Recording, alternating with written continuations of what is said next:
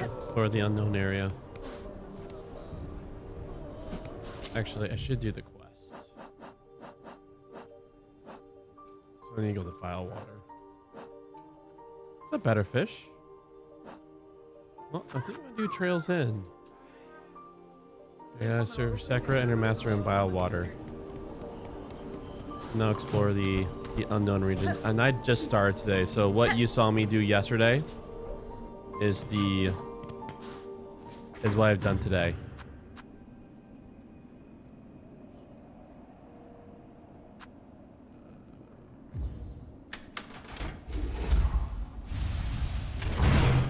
But yeah, hey friend. Oh, let me turn this down. There we go. Go back away! Bile Water. Alright, let's go find their master.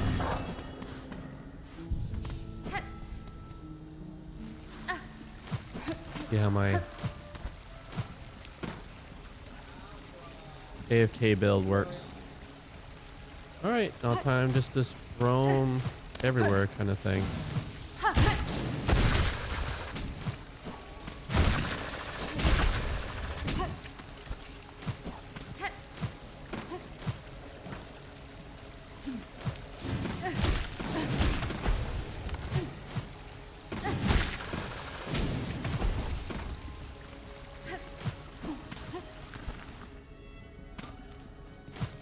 Let's see, are they here?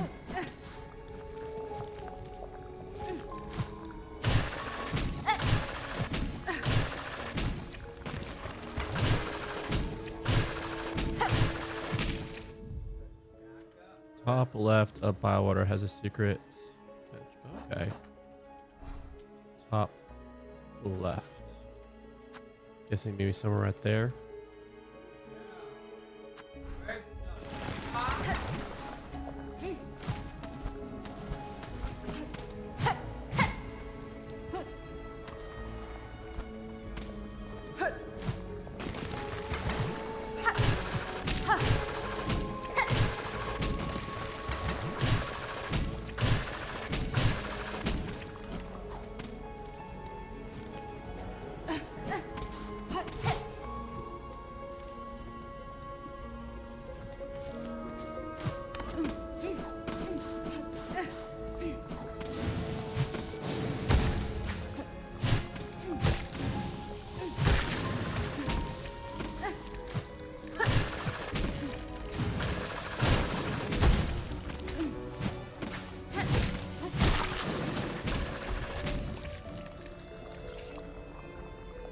I think my flames don't auto attack these bubbles. Be really.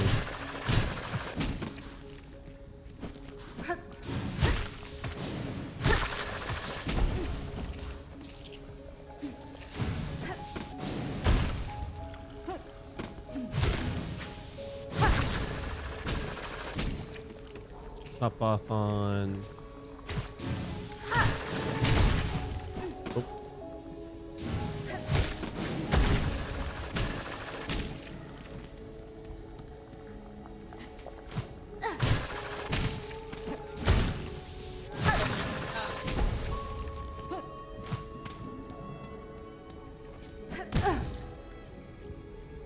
All right.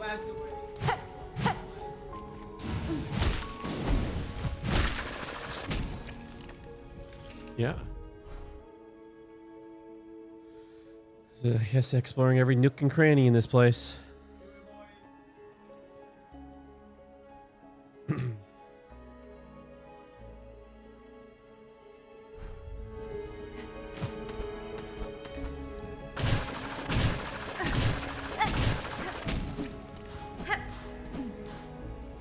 Oh, this is where I got the problem child.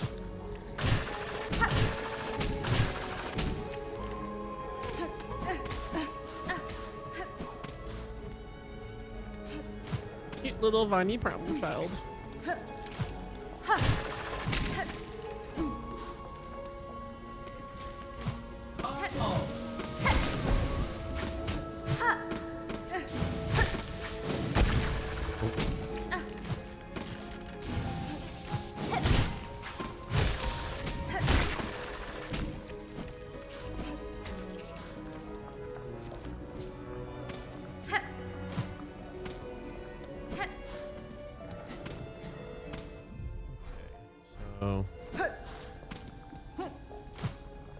fell from.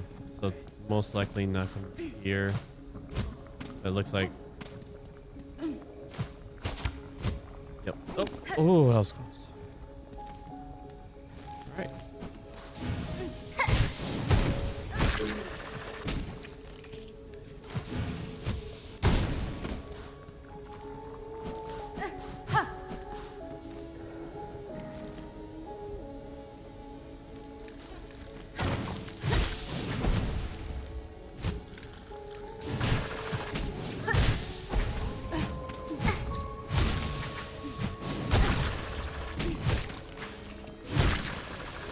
Oh.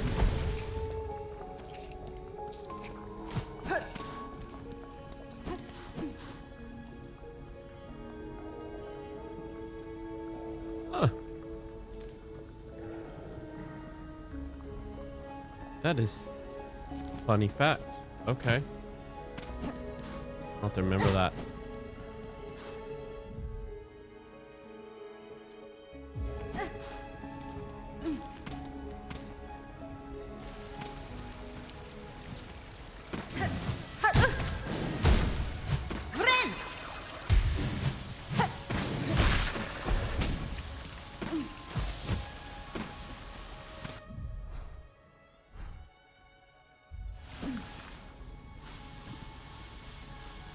Okay. It'd be funny if they're on the top left up there, and I have to explore every nook and cranny.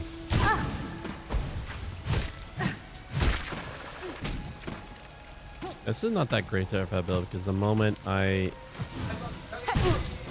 get termites.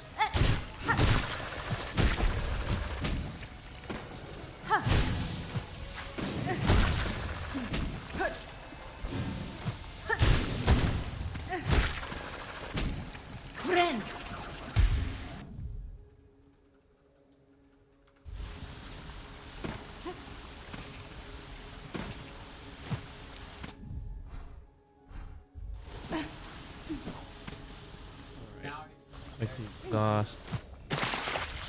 Alright. Go in here and rest to get the bugs off me.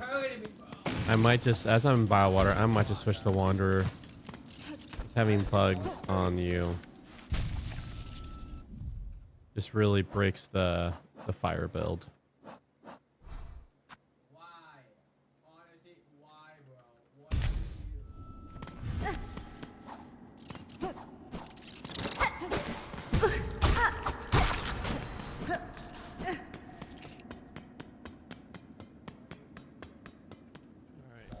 Tell me something up here.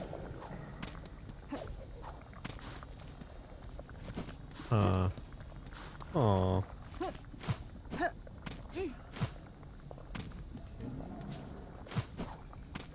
need to do some parkouring on this end.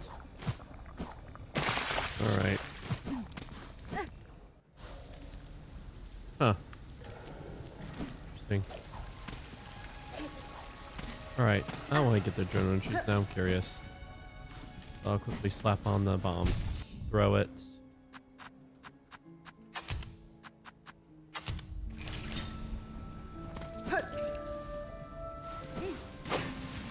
Oh.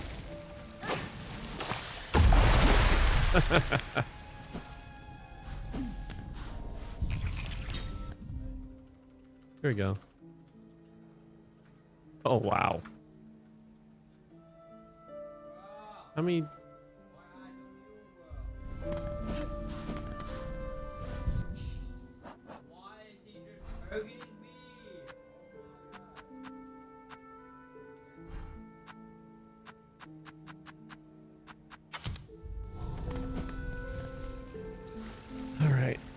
all right, let's keep exploring up.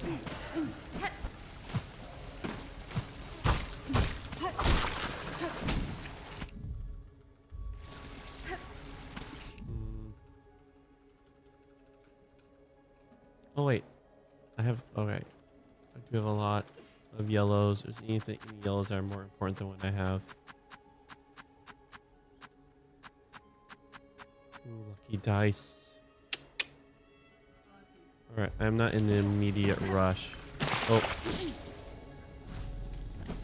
sure. I'll never say no to a friend trying to be helpful.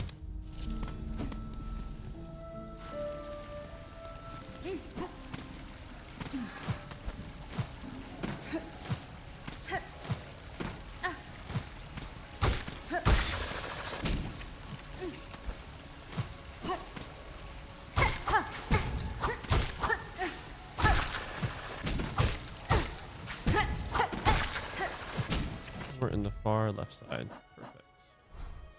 Well, thanks. That helps.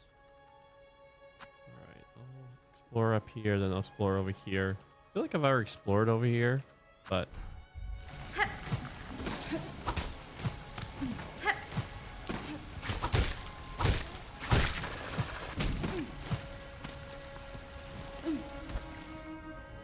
Oh, sorry, right side. Oh. Okay. That gives more ground to cover. All right, let's go.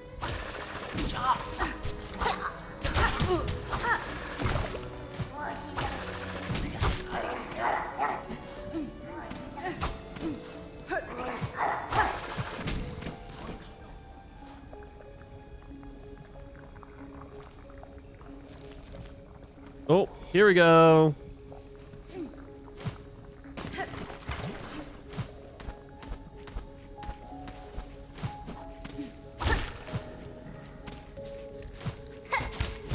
Oh my gosh.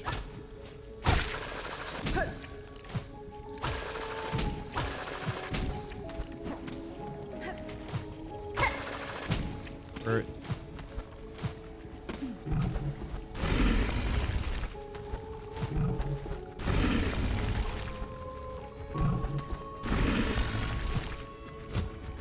Where are you?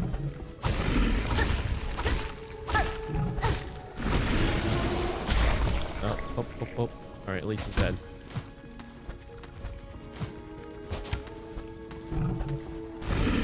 And now I want my clamps. Beautiful, sweet clamps. Oh.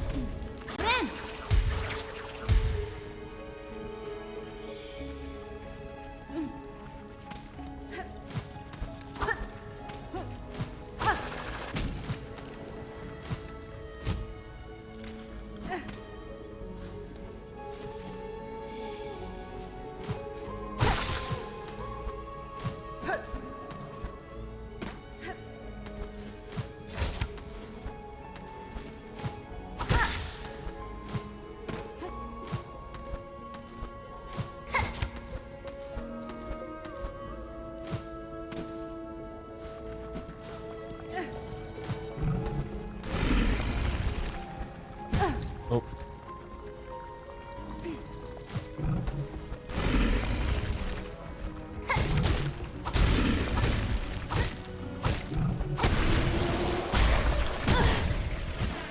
Oh, okay. Whew.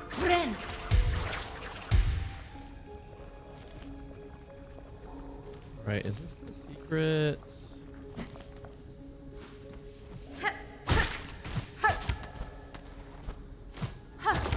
Oh, I was hoping for the secret bench. Nope. Alright. Just keep tracking.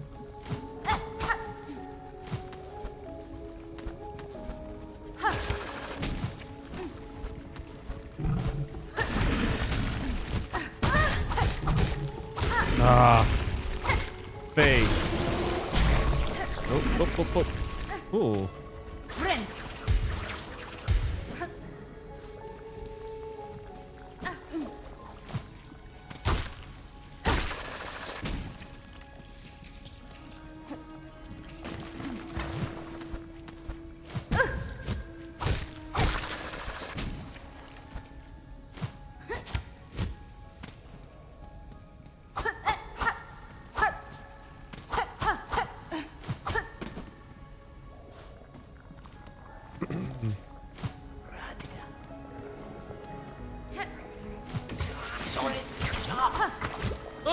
Oh, that was close.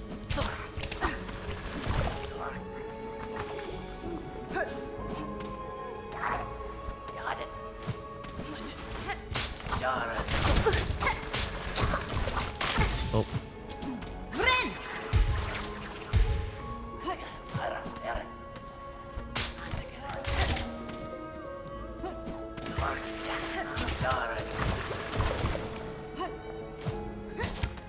Come on.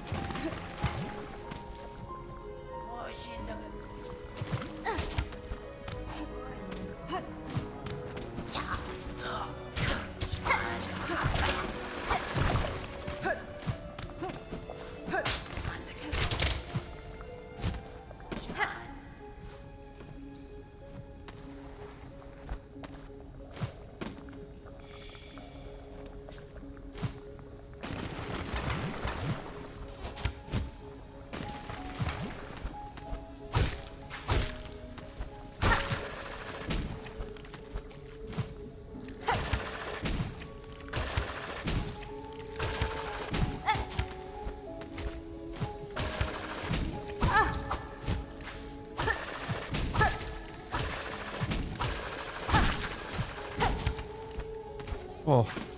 Oh. Funny.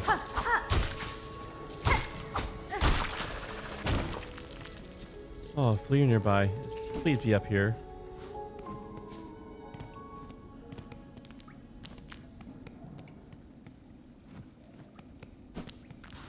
Hmm.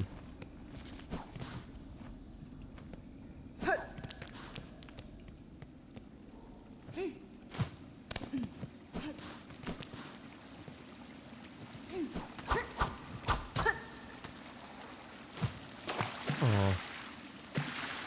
Clean water.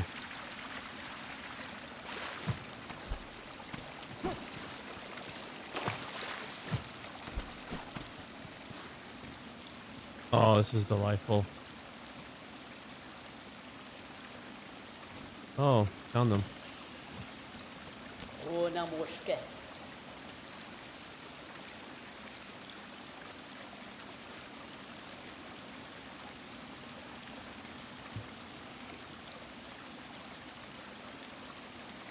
Has been?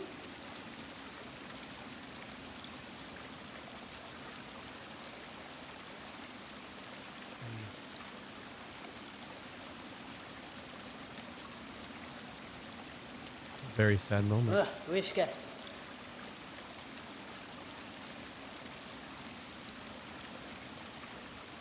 Nesvir? Memido.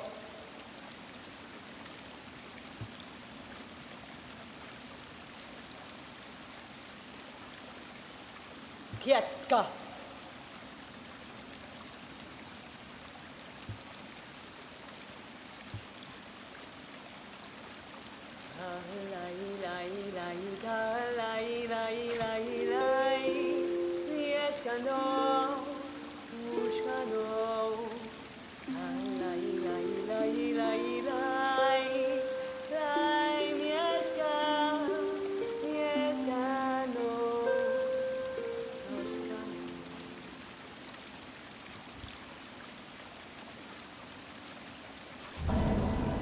Hmm.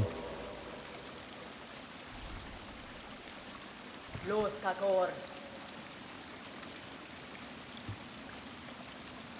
Wishka. Hadastana.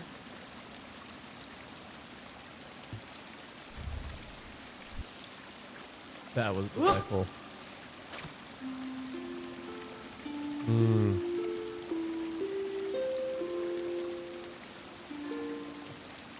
I love that. All right. I'll be right back. Take a quick break.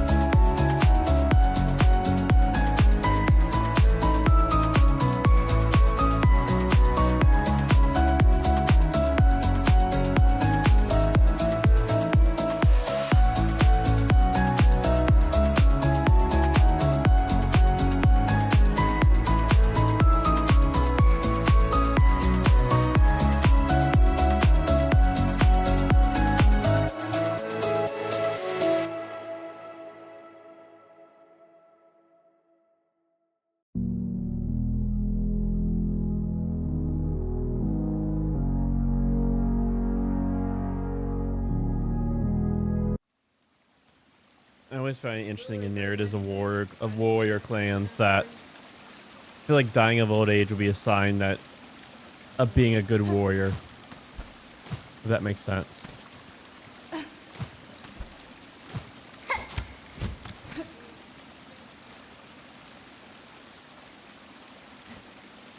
Sure, no secrets here.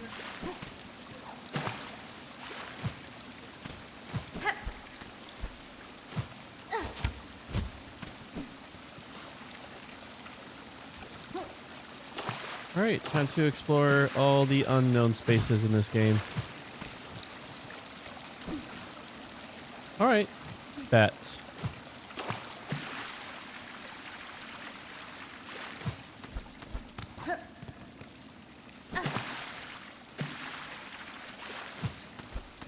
A bit left. All right.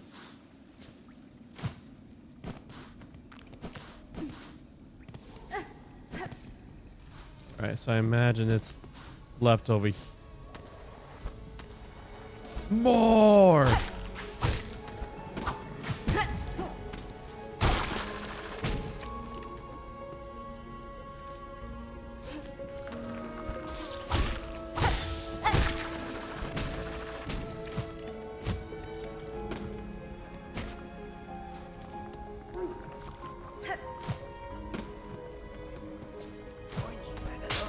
Oh.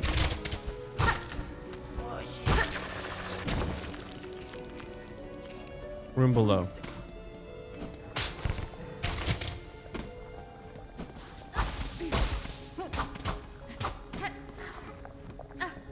Okay. Sure. No breakable walls.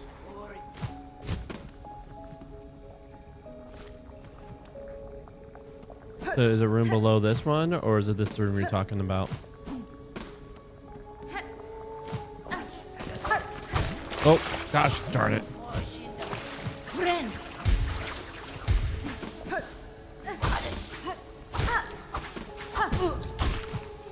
Oh, man. Being silly goose. There we go. Oh, below this room. Okay.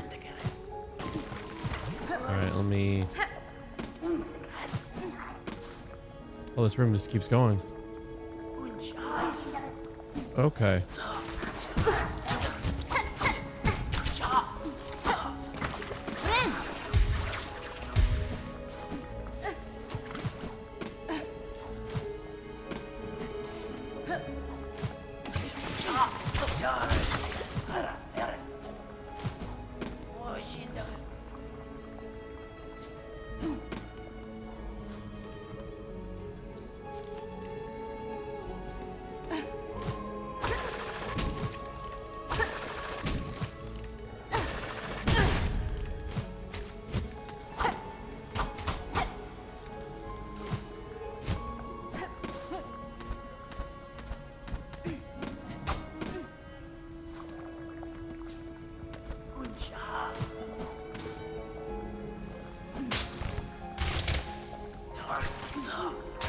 Ah.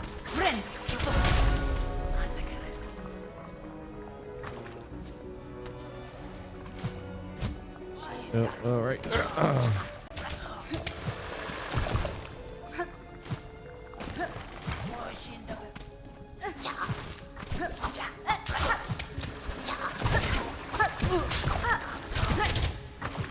Man, I'm getting worked right now. Lots of this place that keeps exploring.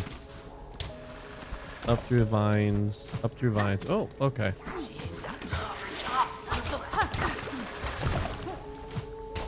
Okay, find vines.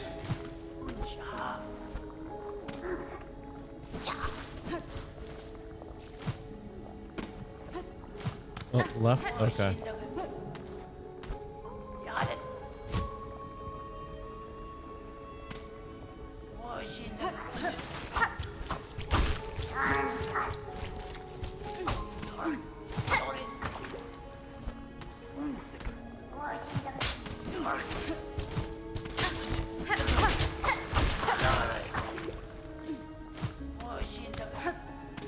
No, up, up. Okay.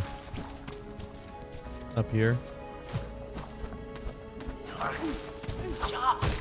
Oh. I see. This is a smaller passage. I don't see any vines here.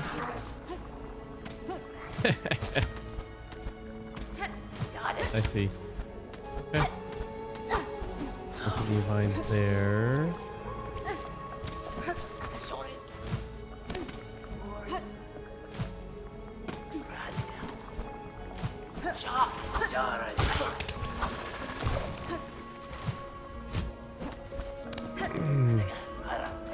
No vines there. Low and left. And the horizontal patch below and left. Alright.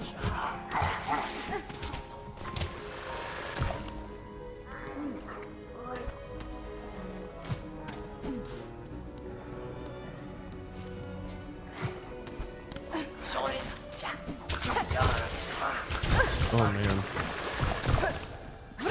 I don't die. Oh.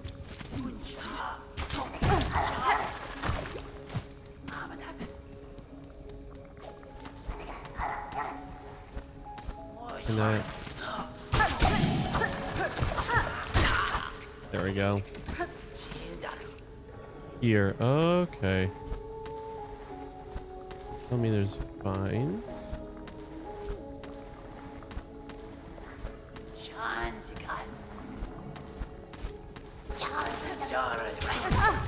Okay. I should above this one. Okay.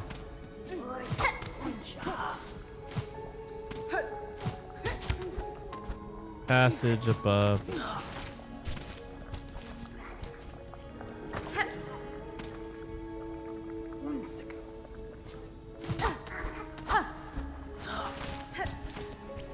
Right above.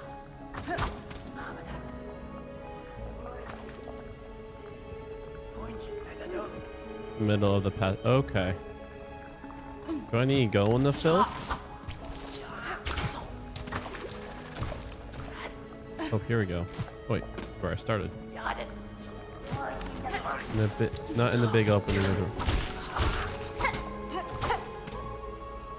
All right. Ah.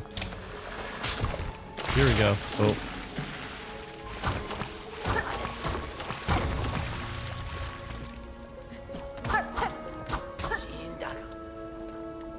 Oh. There's that drop. The drop takes me over there. Okay.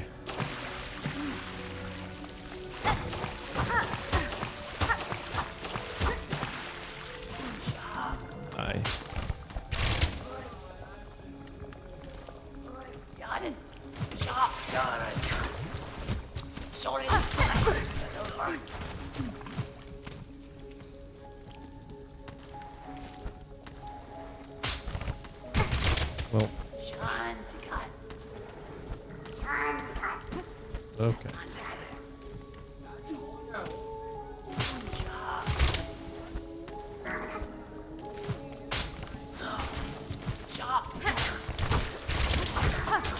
Oh, darn it.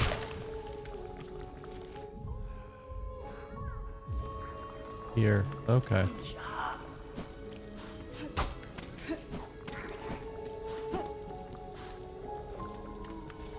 The corridor above.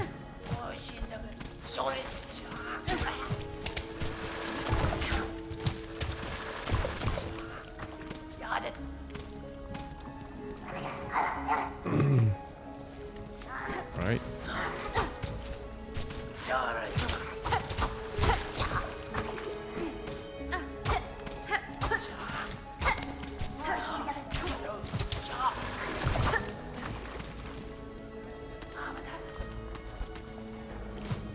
Right.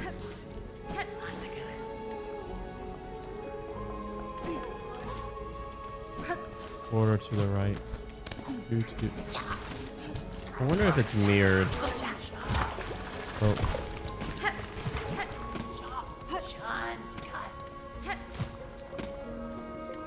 Quarter upright. This is fun. Oh. Oh my gosh.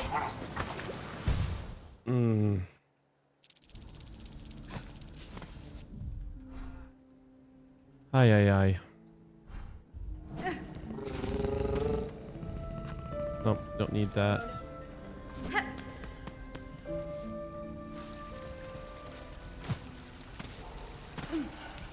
Separate guys are annoying.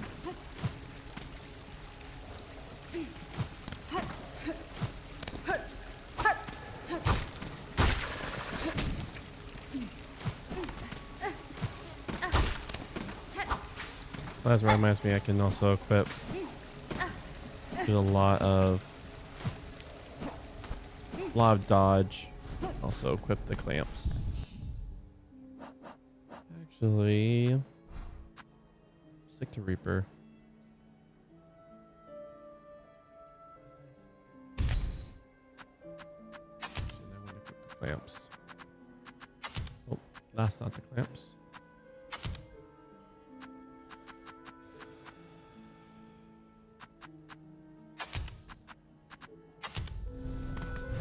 Use. Okay.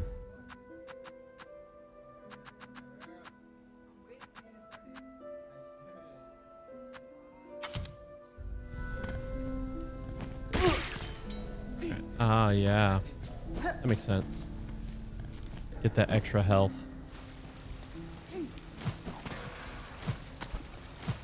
I have enough rosaries now that I don't have to be saving as much.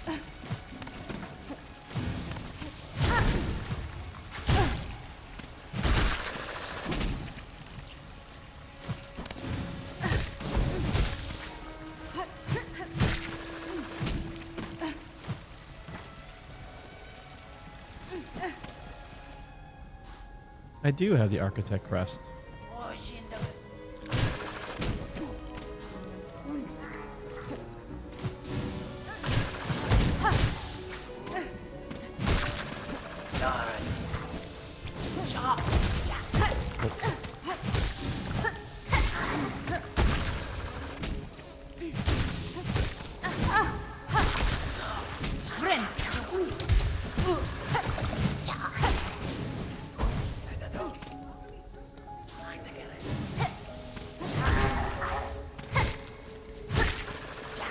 I find these guys so annoying.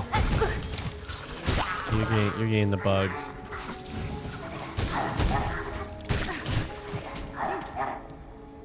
Oh. Oh, it has a secret plasma. Okay. That's fun. Fun fact.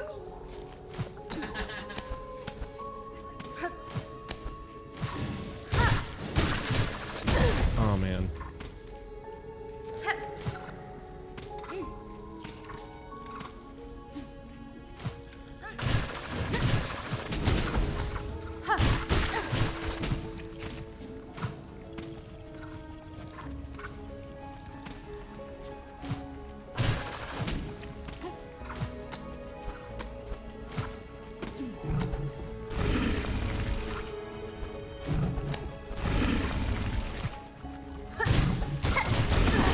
Whatever.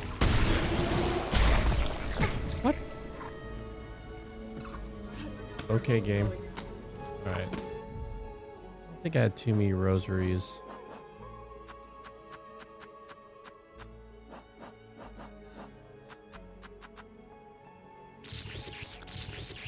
How many rosaries did I have?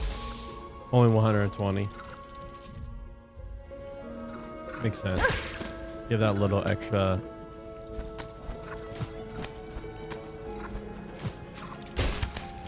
Little solid defense.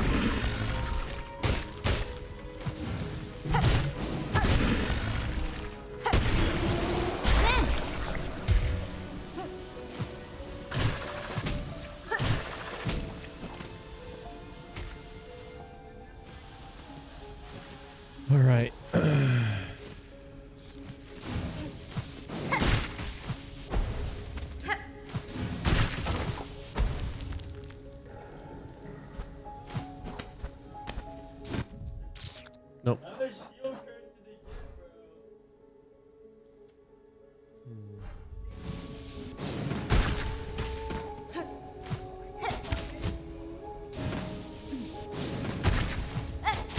Okay, that doesn't just jump off. That's what I thought.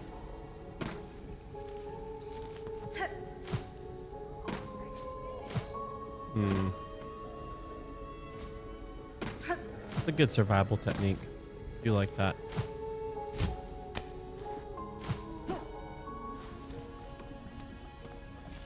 Hmm. Oh, I see. Oh, I have to use them to get up.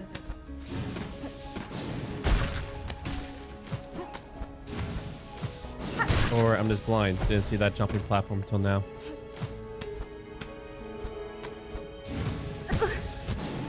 Come on.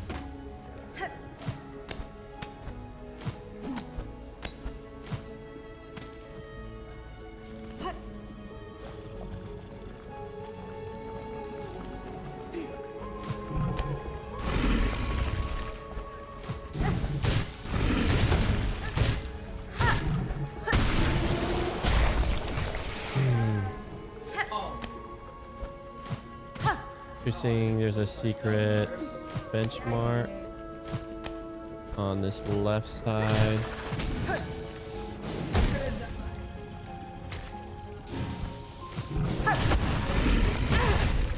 What?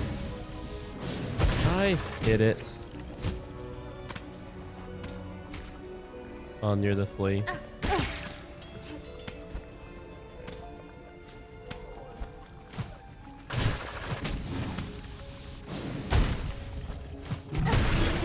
There we go. I'll take that.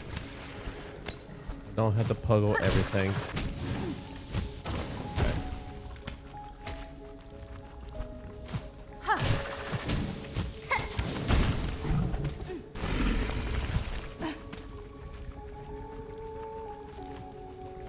Alright, and if I remember right, to flee. Alright,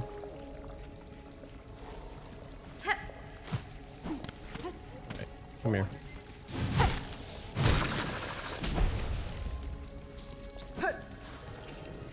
Respawning, so it could be Silk Farm. Do that. Hey, Abby. What?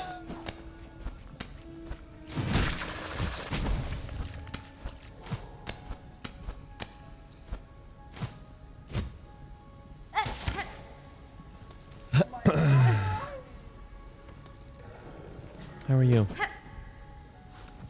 are you doing this wonderful new day? All right. How I think of these guys.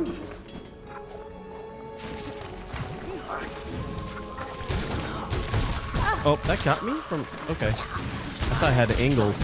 Like.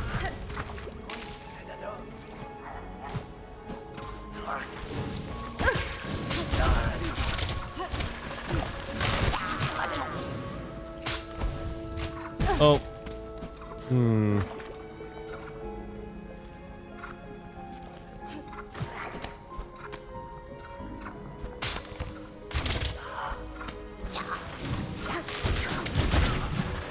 There we go.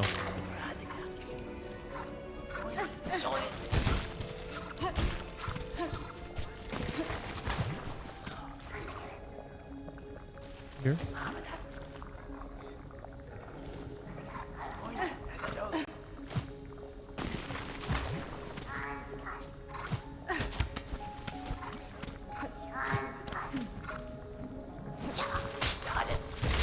What?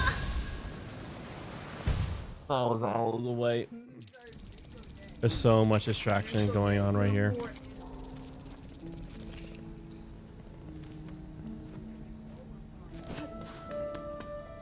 right. I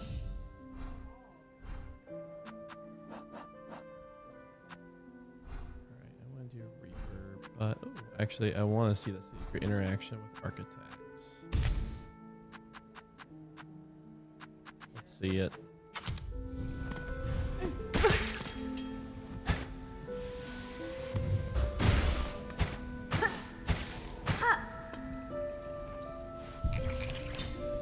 Interesting.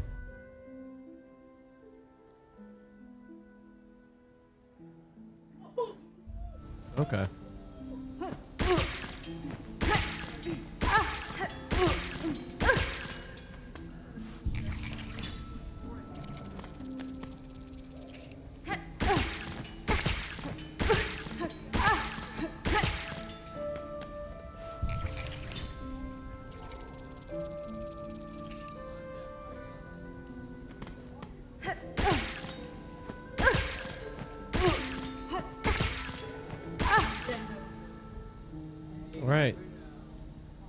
You just want me to use all my reserves?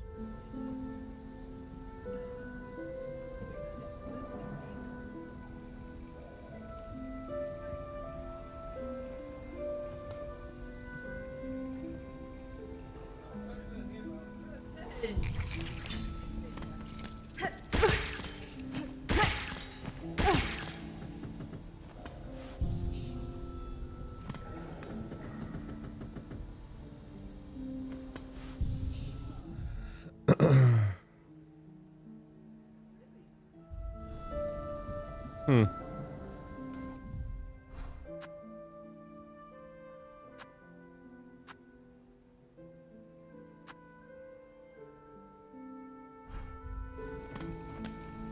Oh, there's actually special refill ability. Uppy, icy. Do I need? I guess I need silk.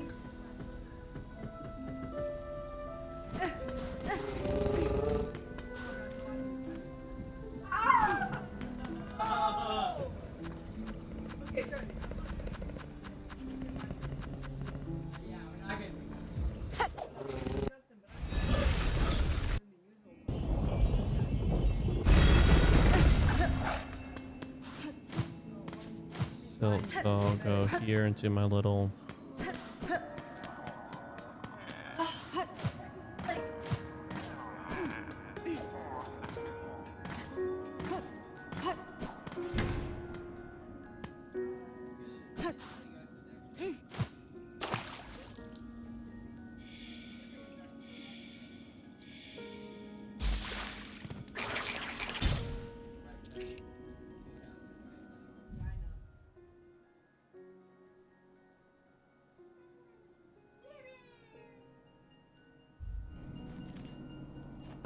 Malfay was a little bit of work, but actually wasn't too bad.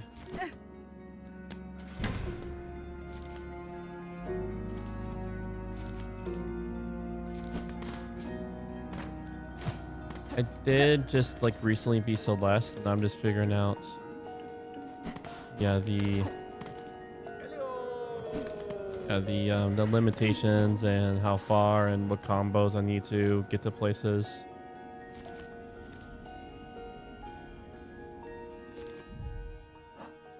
But it's like I haven't played a game where the parkour has so much margin and room for error like this game in a very long time. Like Hollow Knight, like I was very comfortable knowing my character's limit, if that makes sense. But in this one, you're generally like, you're like one tiny bit room of error to missing something, because there's like speed, like, so it took my brain a bit to gather everything.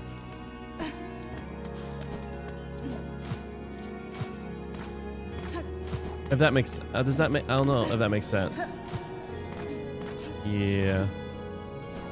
Okay, let's do this. I'm committed. May have to eat one of my rosary beads, but it's worth it for science. I think Wormway has, so I'm guessing Bone Bottom would be the closest. Maybe Shellwoods. I could just immediately go down and left.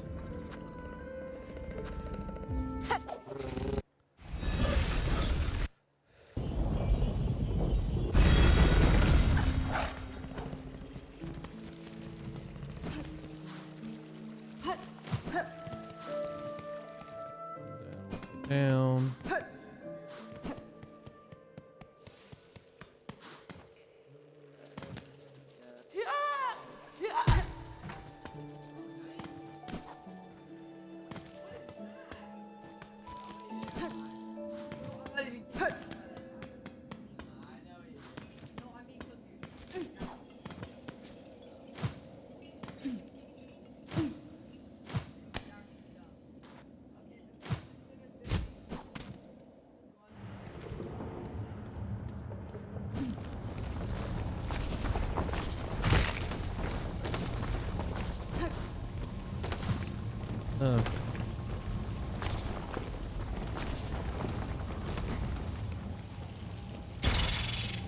Oh.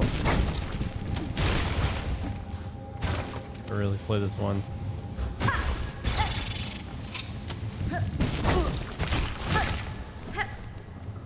I've not played it with architecture whatsoever. All right, hop off.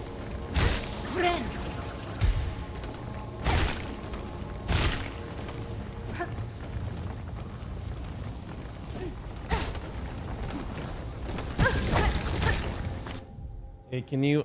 You're like keep bumping into my control. I mean, bumping into my chair. Thank you.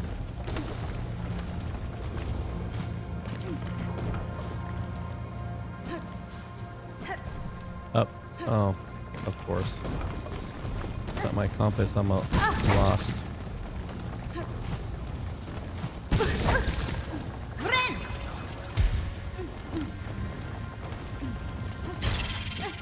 Oh, I was already here. Okay.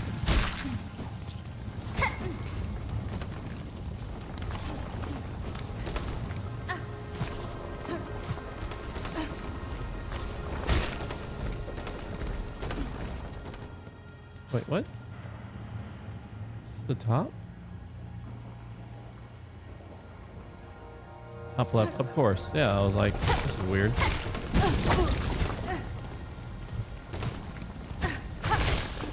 Huh, interesting.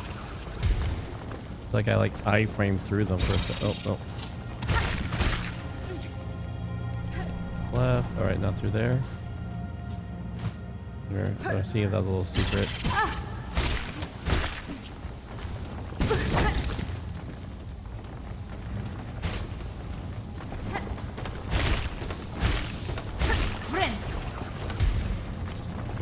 The range in this weapon is pretty good, though.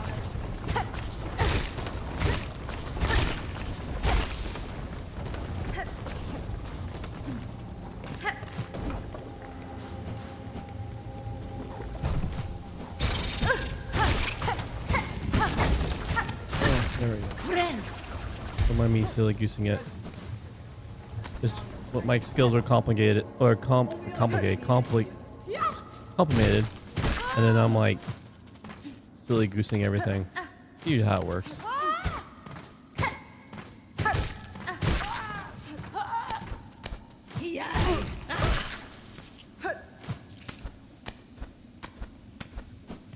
Oh.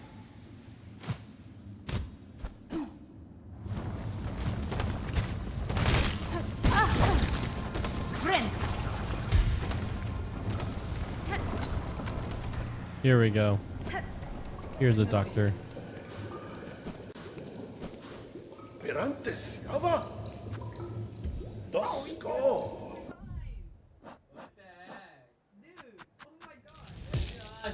Pirantes, Yava. Que sato mando. Right. So you're saying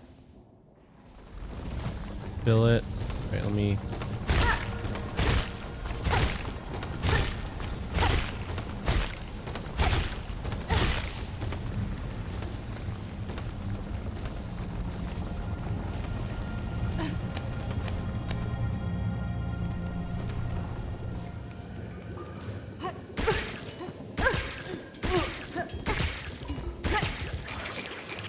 Oh, okay. So it literally refills it from the reserve. That is really cool.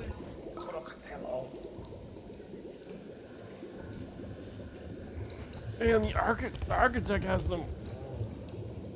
I'll do it again.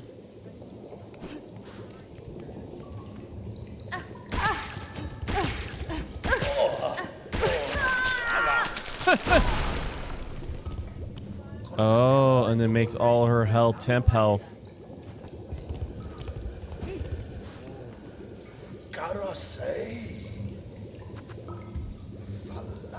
Don't heal.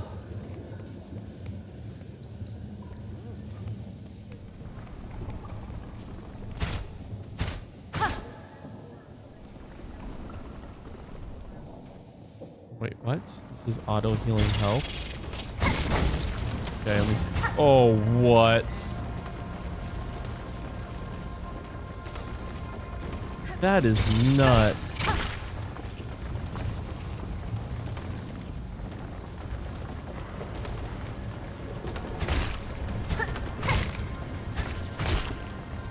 Oh man, I think you should keep that in mind. Right. Pirantes, Yava. Karasei.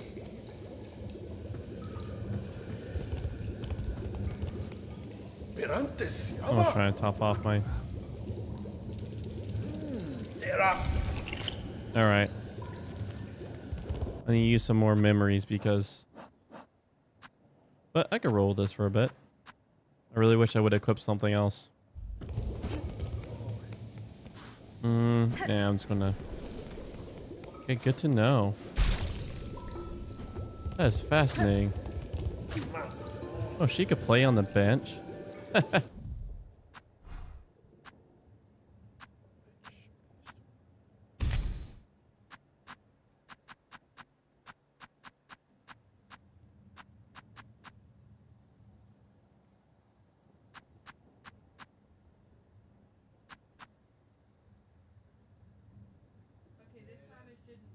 Yeah, I knew that much. That is pretty cool. Let me check the time.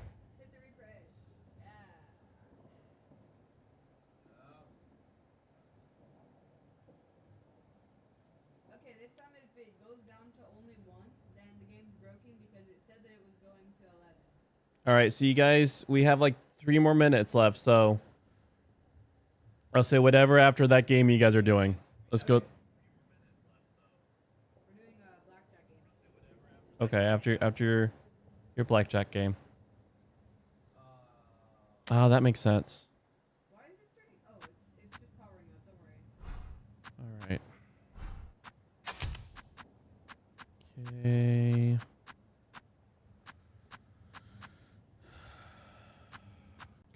Some other blue.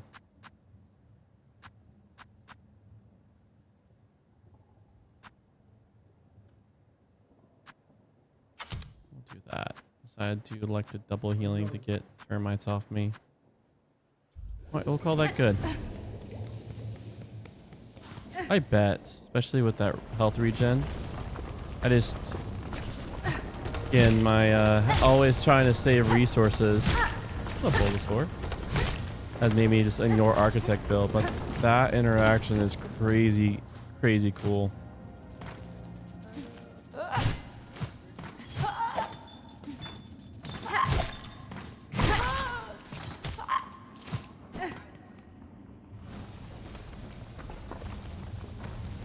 Nice. Go back to.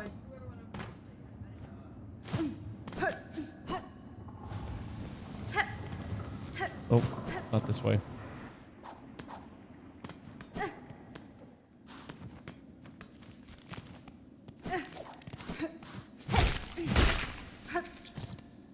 Oh man, I have to like burn through my shards.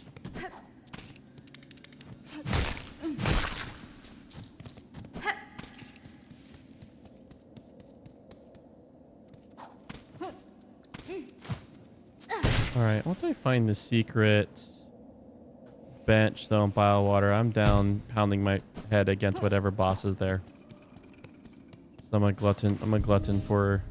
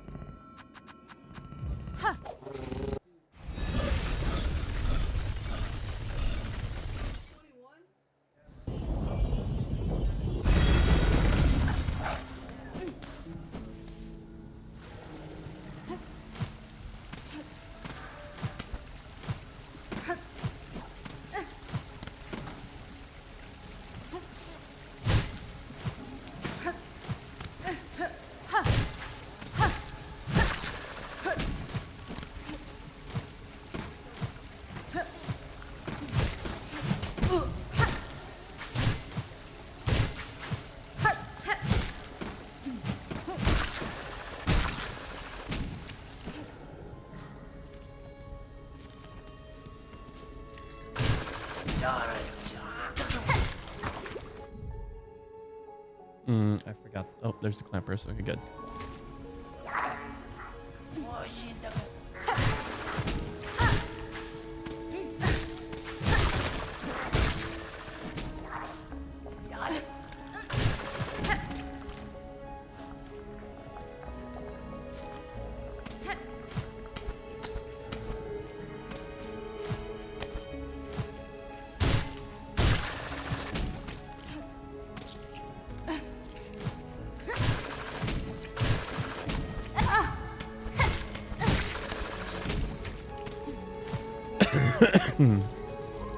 All right, and keep going up.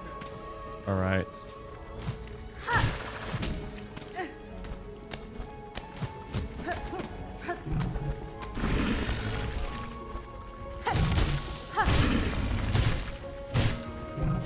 Oh my gosh.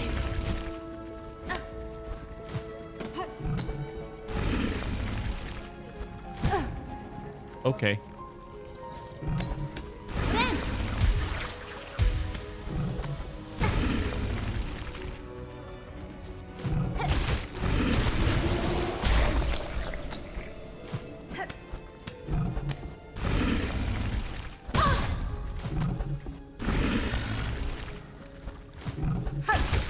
Oh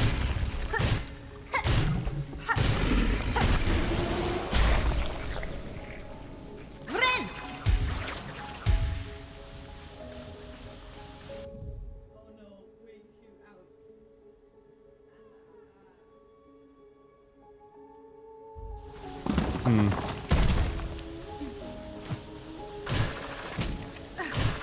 The Reaper is just feels like my. I love the sustainability of Reaper.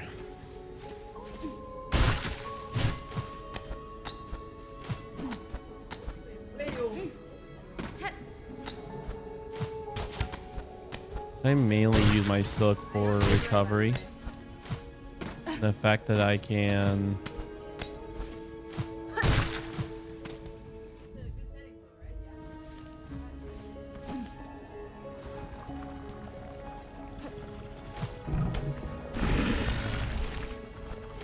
Oh, again. All right. I'm actually being serious. Like, I did not do that.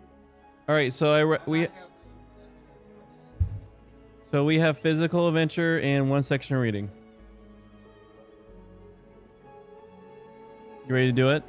All right, my friends, we're going to go on a quick little walk and be back for a read, and then back to, tentatively the more Hollow Knight. So, love you guys. I mean, it's Hollow Knight Silksong, so. But they know what I'm talking about when I say Hollow Knight. I don't. Do I need the correction? Then right. So, cool. But all right, be back. I can leave just the stream going. Yeah, I'll just leave the stream going since you guys are all here. I'll just hit BRB.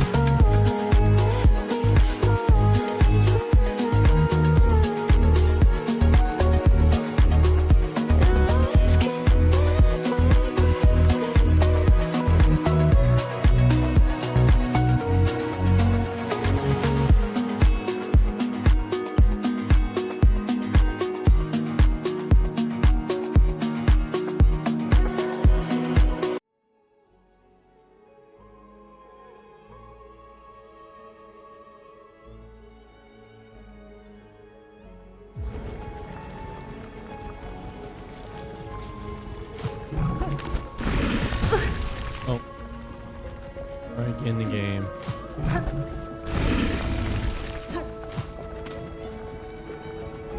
Huh.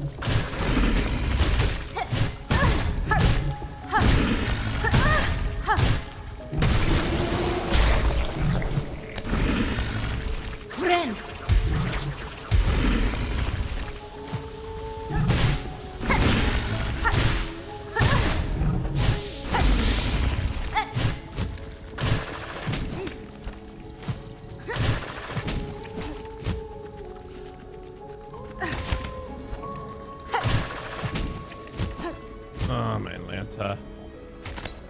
Silly goosing it all over the place right now.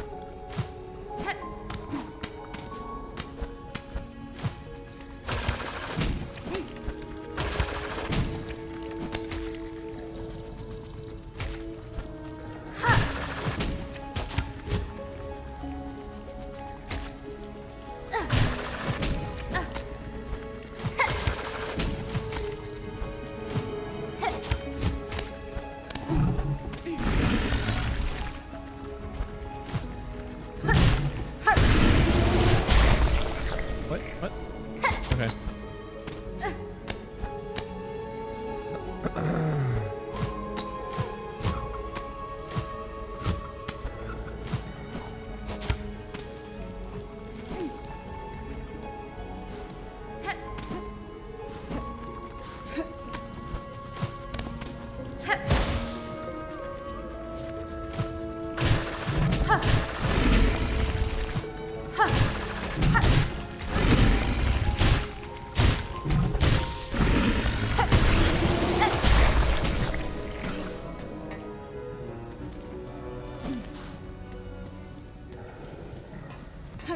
Right. This one just simply broke and dropped down.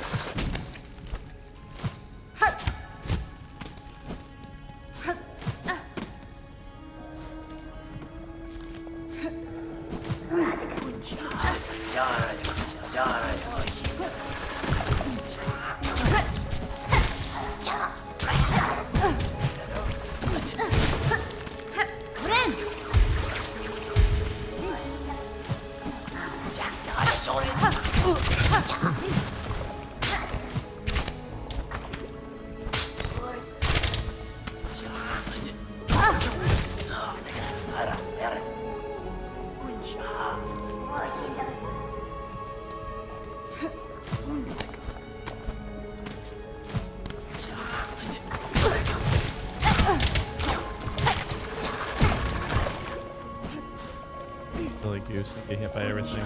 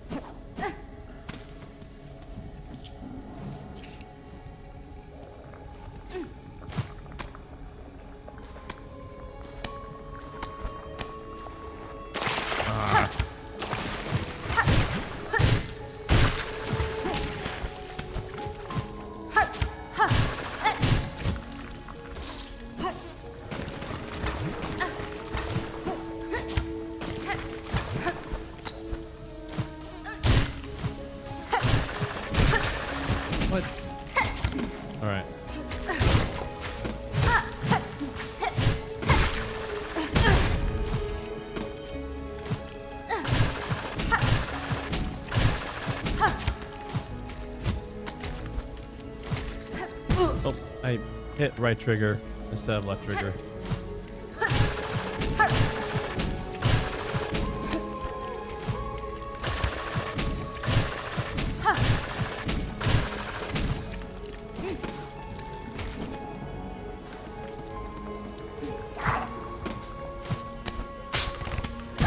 Oh, too close to it. Since these are... Oh. There we go. Since these are respawnable, the traps are dodgeable, I'm going to use that creature to silk grind.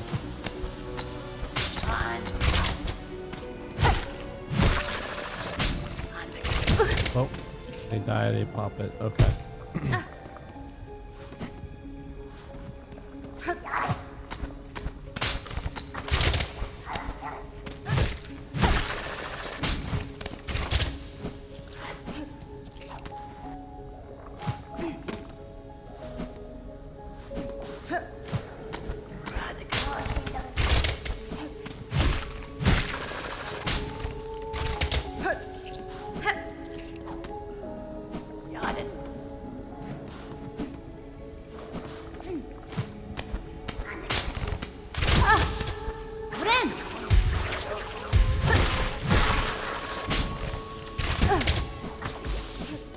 Such a silly goose.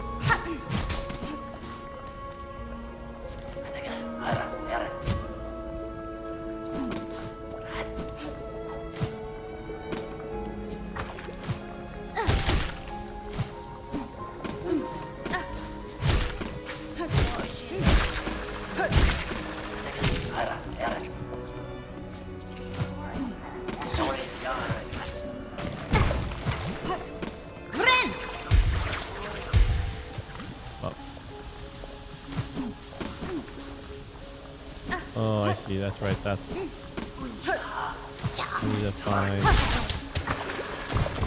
What I need to find is...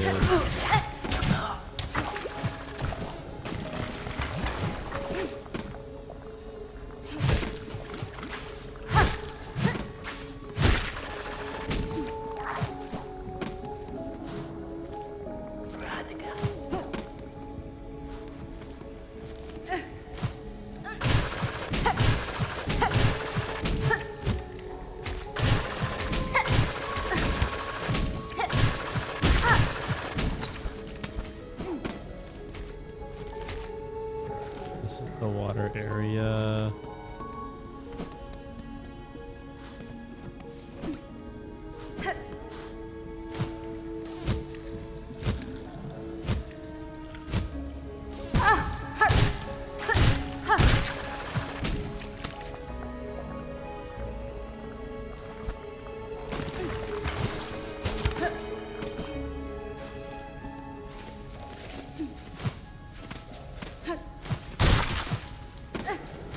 I was already here.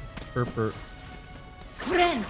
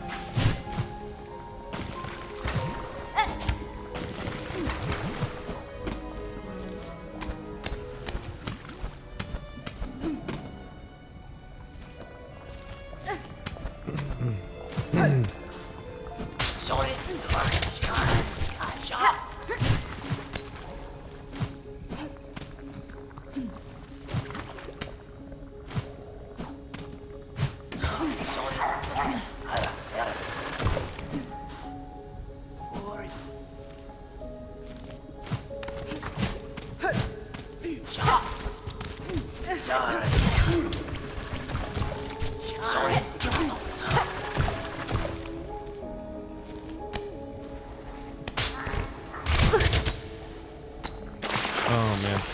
Ren!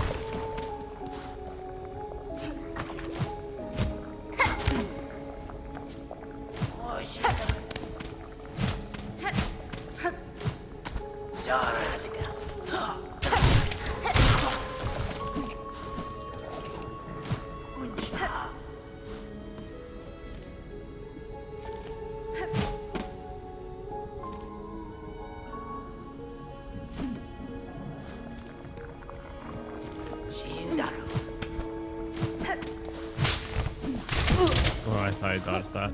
That was...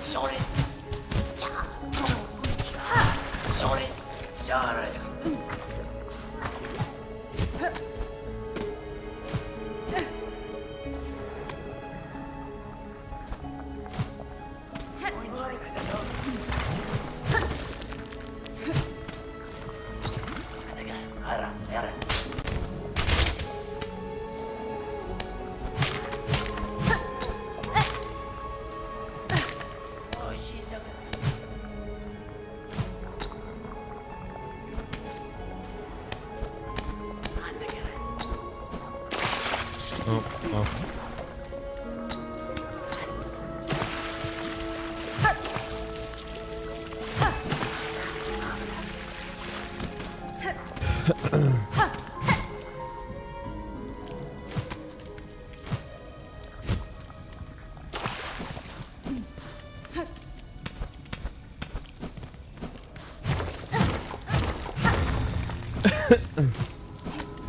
Oh, what is this?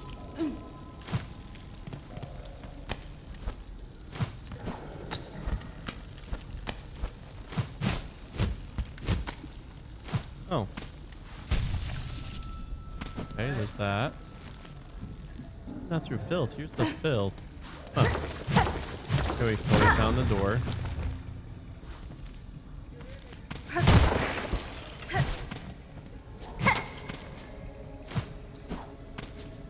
Maybe it's the flea.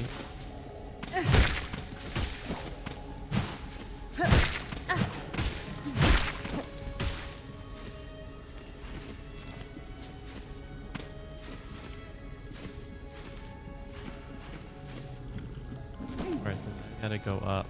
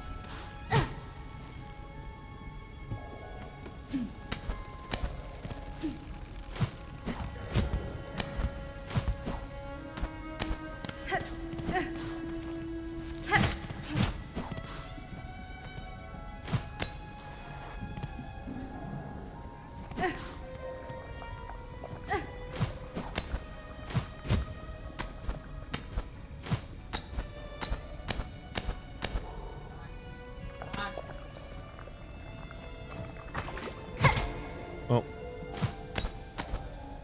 Okay, so I found... Ren.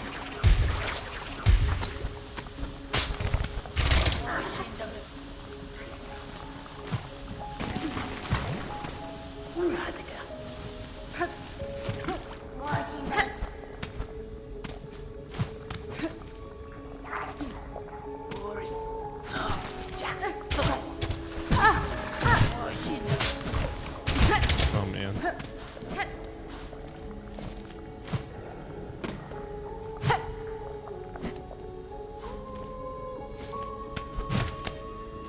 Okay, let's go towards the...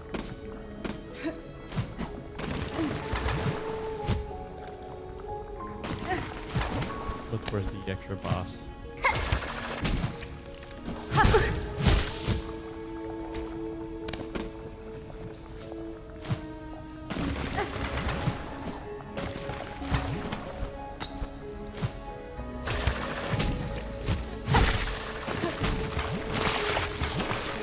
Ah.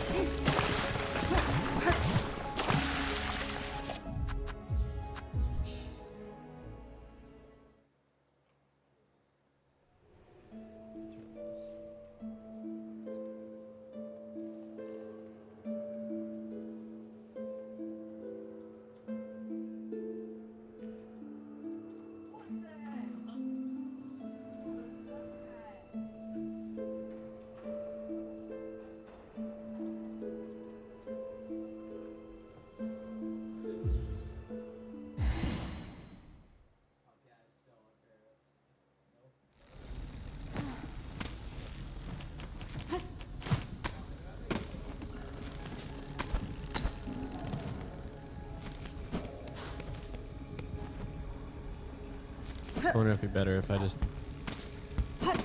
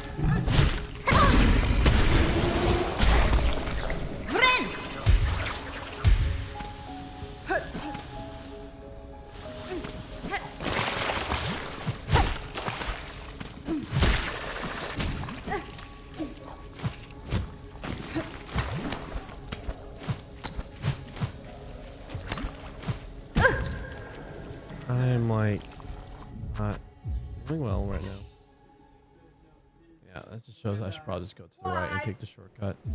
And then I'll probably just easily grind some silk. That creature.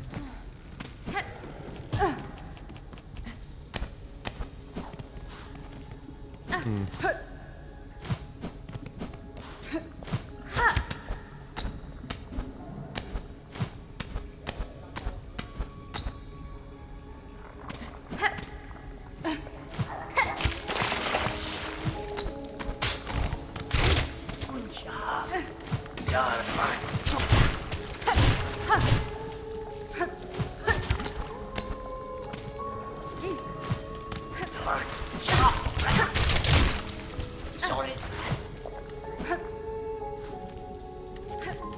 Creature is right.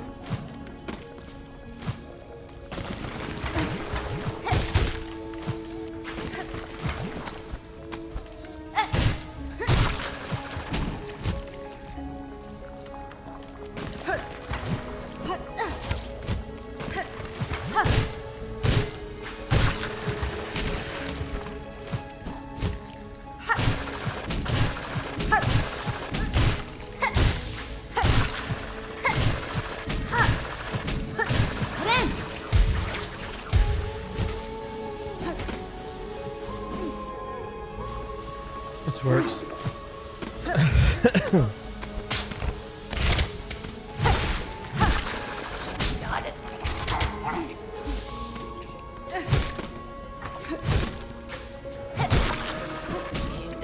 Go.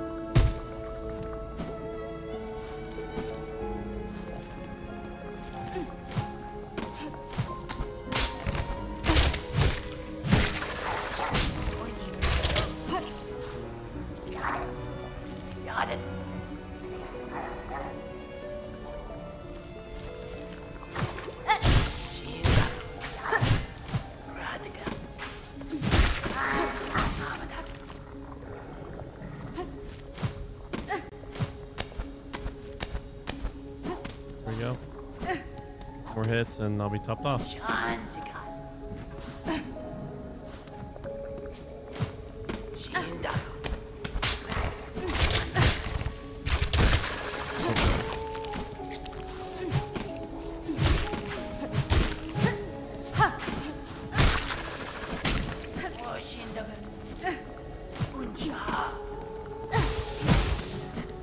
Here we go. All right.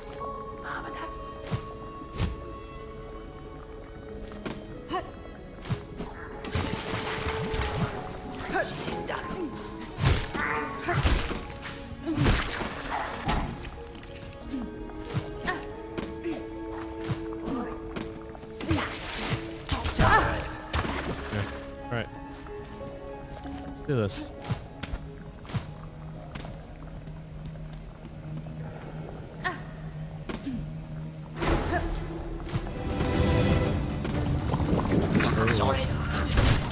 Arena. Okay. Doing that.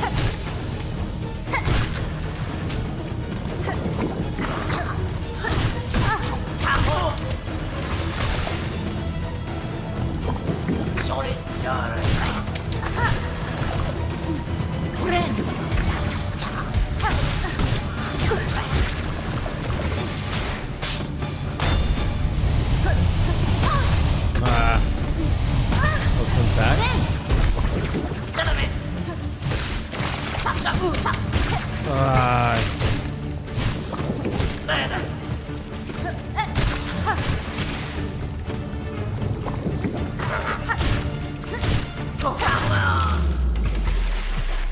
Friend.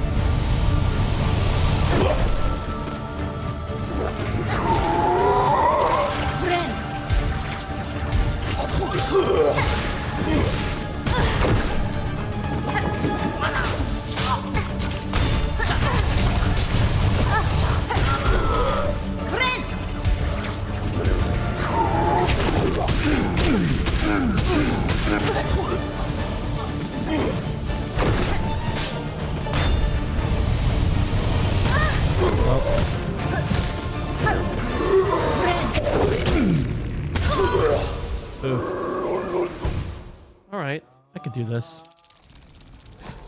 I could do this.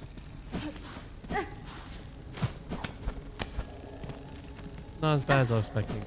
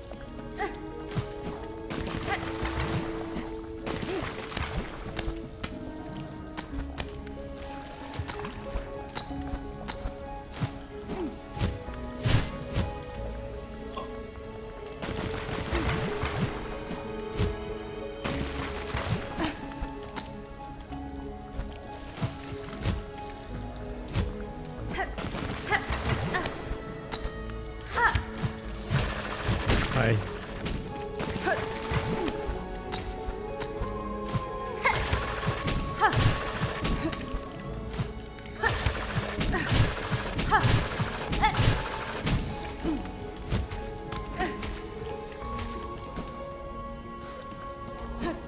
All right. Oh, the fight's not close. All right, time to do a little bit of silk grind.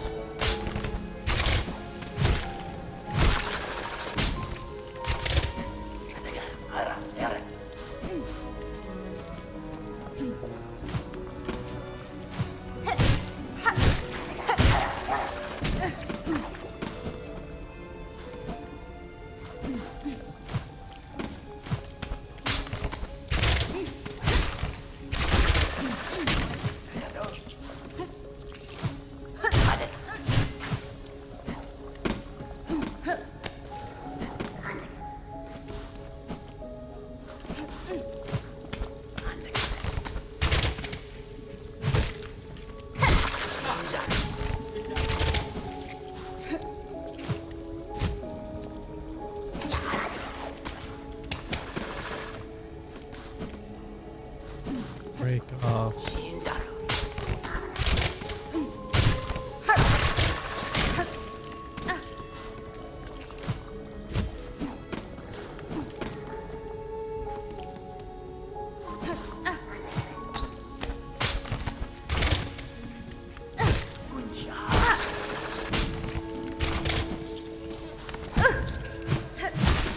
Friend.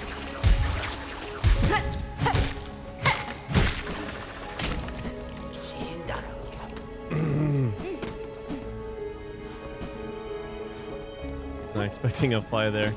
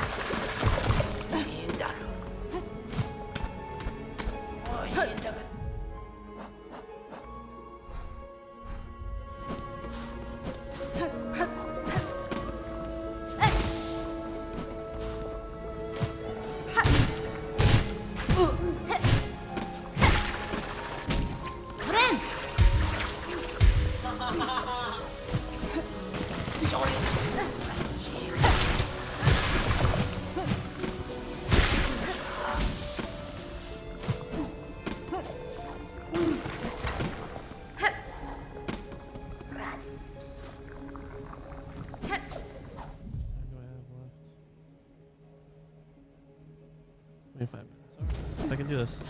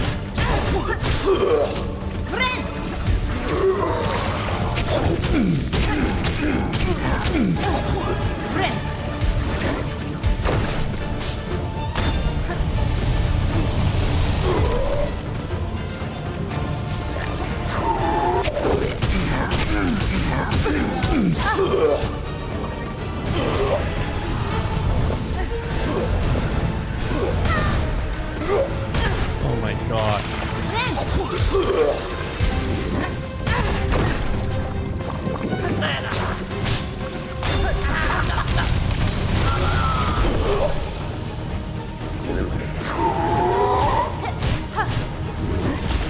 Oh, so close.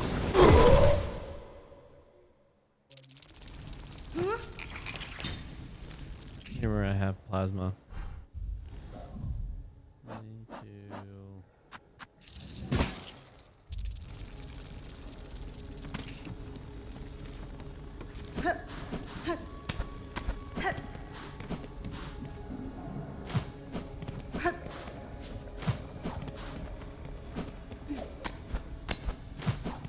use the fields to for my silk grind.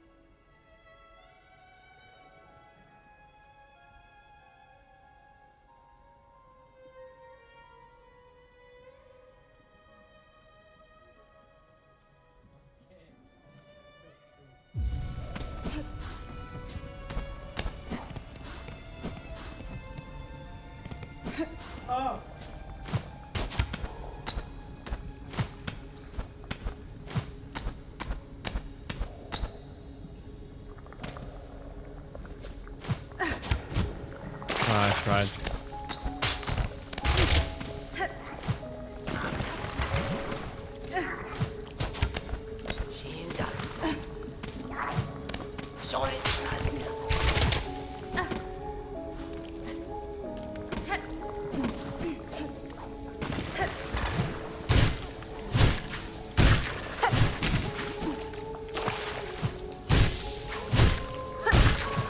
Friend.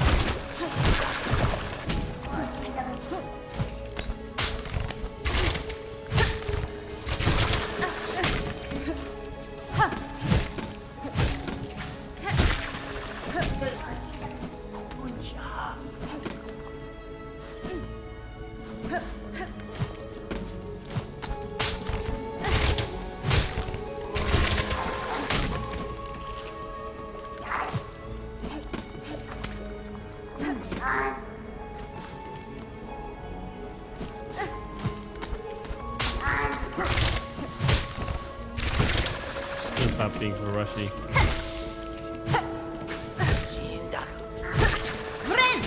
There we go.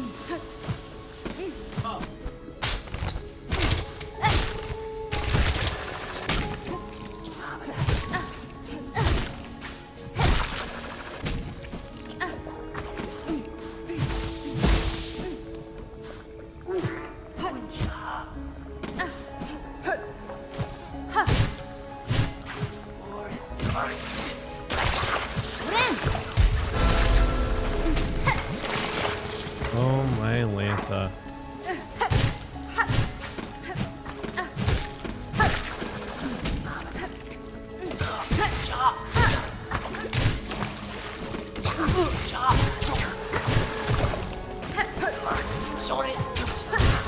Friend.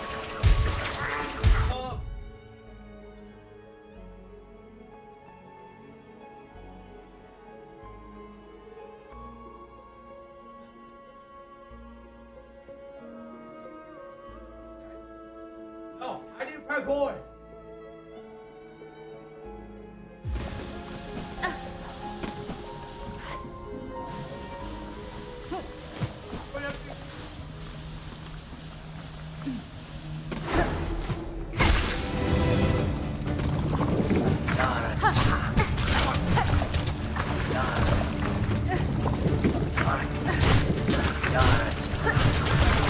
Friend.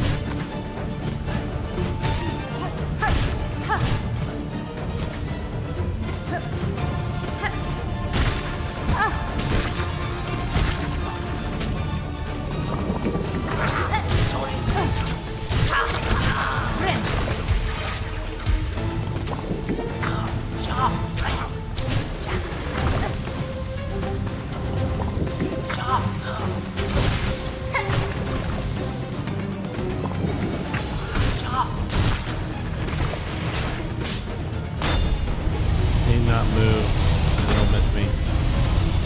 I don't know, like, I'm trying to avoid that.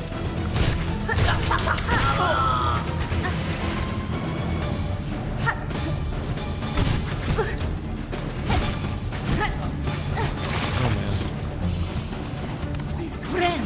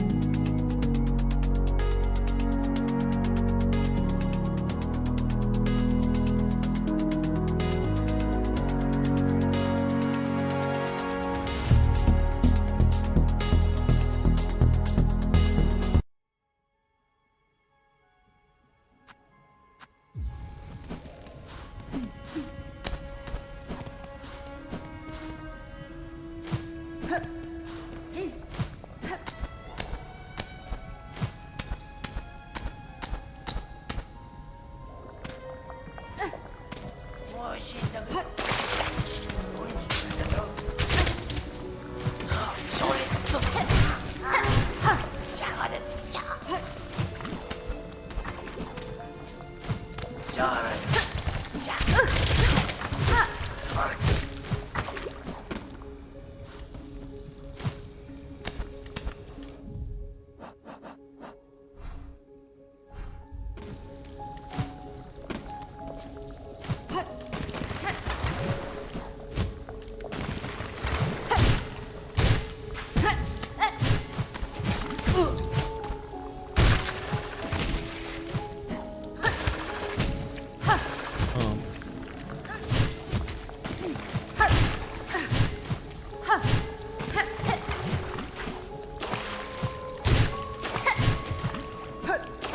well done.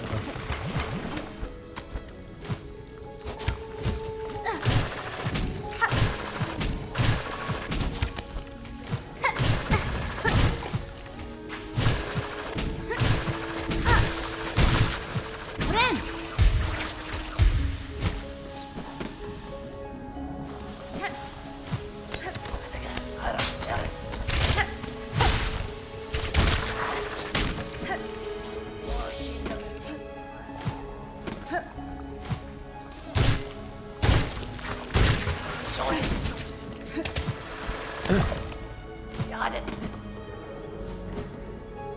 All right.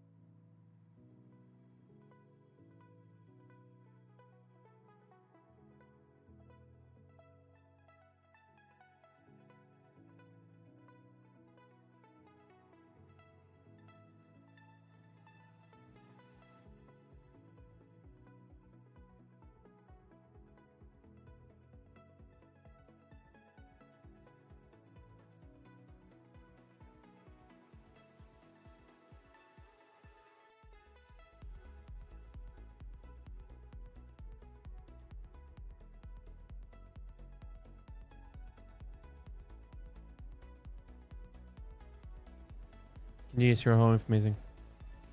You're such a good God. Thank you that you have saw fit to partner with humanity. How we lowly dirt creatures, you have plans to hopes, and you made actions to make it a reality of partnering with us and making us rise above the angels. It's a crazy thing to think about, of how good our God is. Even when all our shortcomings, we shake our fist at you and say we don't need you. But the greatest moment, the greatest thing that can happen to anyone is goes, I need you deeply. I don't got this on my own. And as we learned from the Bible Project yesterday, is the things that we generally do at all the powers we can to not make reality. The things we fear. Of how the things we fear the most are usually what come to pass. But when we put our hope and trust in you, we put our hope and trust in the good God. Amen. Numbers chapter 11, verses 1 to 35. I'm missing garlic.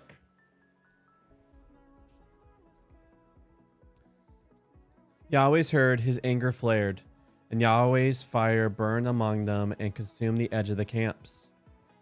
edge of the camp. The people cried out to Moses, and Moses pleaded with Yahweh, and the fire died down. That place was called burning because Yahweh's fire had burned among them. When the other people they had collected in their midst were full of longing, the Israelites also again wept and said, if someone will give us meat to eat.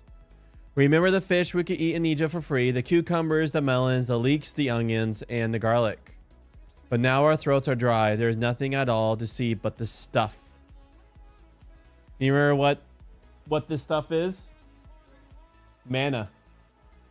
They're complaining about the free manna that Yahweh's been giving them. And so like, oh, we could go back to Egypt where we had a whole bunch of meats and flavor. Also from slavery? Like, it cost you your freedom? I think I heard it once said that you could take the slave out of Egypt, but it took a generation to take the slave out of the Israelite. I forgot how this expression goes. But they were still, even out of their bondage, it took a full generation to get the longings to go back to the security of slavery. It's a weird thing to say, but they found security back in their bondage.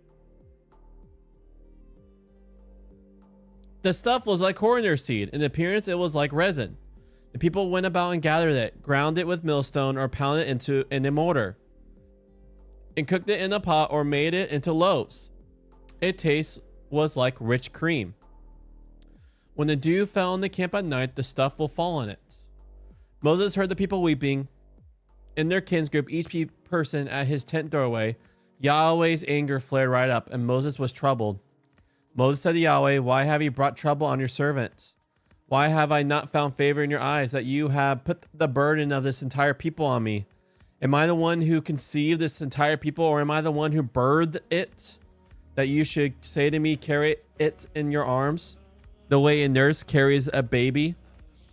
To the country you promised to its ancestors, where could I get meat to give this entire people when they weep at me and say, give us meat to eat? You know, I'm like getting sights of like Luffy. Meat. I can't carry this entire people on my own. It's too heavy for me. If this is how you're going to deal with me, will you simply kill me if I have found favor in your eyes so that I may not have to look at my troubles? Yahweh said to Moses, gather for me 70 of the senior people in Israel. People you know are both senior members of the people and leaders. Take them to the meeting tent. They are to stand there with you. I will come down and speak with you there and withdraw some of the spirit that is on you and put it on them so they may carry the burden of the people with you, and you will not carry it on your own. You are to say to the people, sanctify yourself for tomorrow. You shall eat meat, because you have been weeping in Yahweh's ears and saying, if only someone will give us meat to eat, because it was better for us in Egypt. The rest of the chapter relates how God does these two things.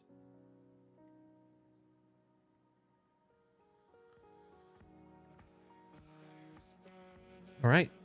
I think we talked about it while reading, so I'll get right into commentary. My mother didn't know about garlic.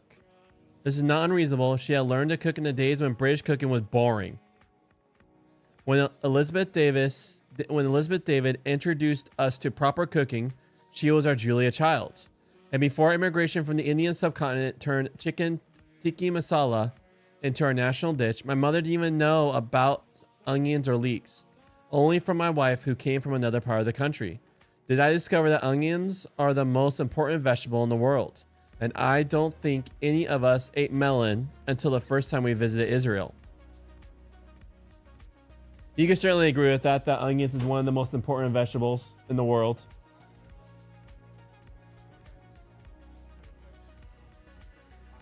Oh yeah. We did not know about fish, but mostly as in fish and chips. We certainly knew about cucumbers, though growing these is a bit of a challenge in the British climate. So I could go a long way with these Israelites as cooks. They know about garlic and onions.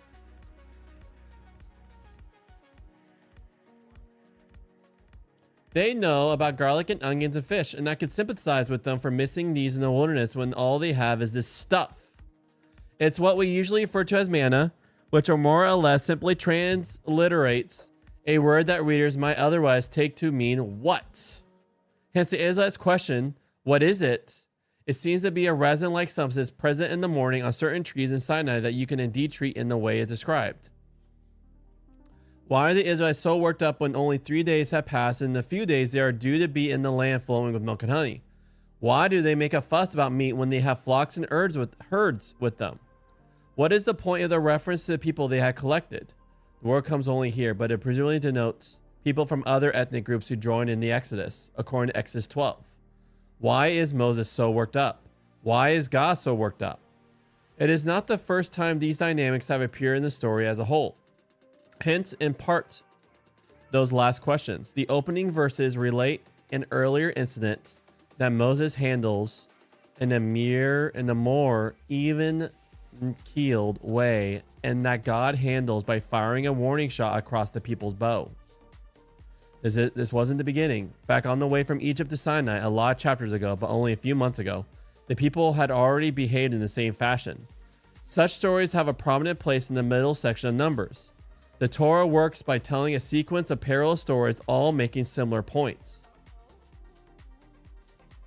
They are not identical, but they overlap like healing stories or parables in the gospel. Accumulating similar stories underlines the point they make. Are you ready for the points? Here are some of the points from these two stories. Disappointments often come to the people of God. Things you might have thought clash with God's nature and God's promises. These often affect basic physical needs such as health or having something reasonable to eat. Taking too much notice of people on the edge of the community may lead to the community astray.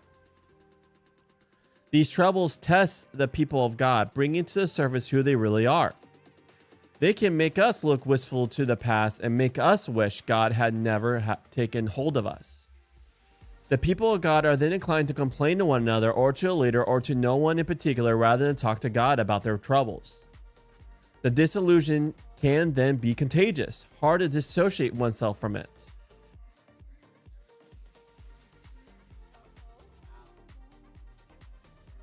God overhears, finds it annoying, and reacts by sending more trouble.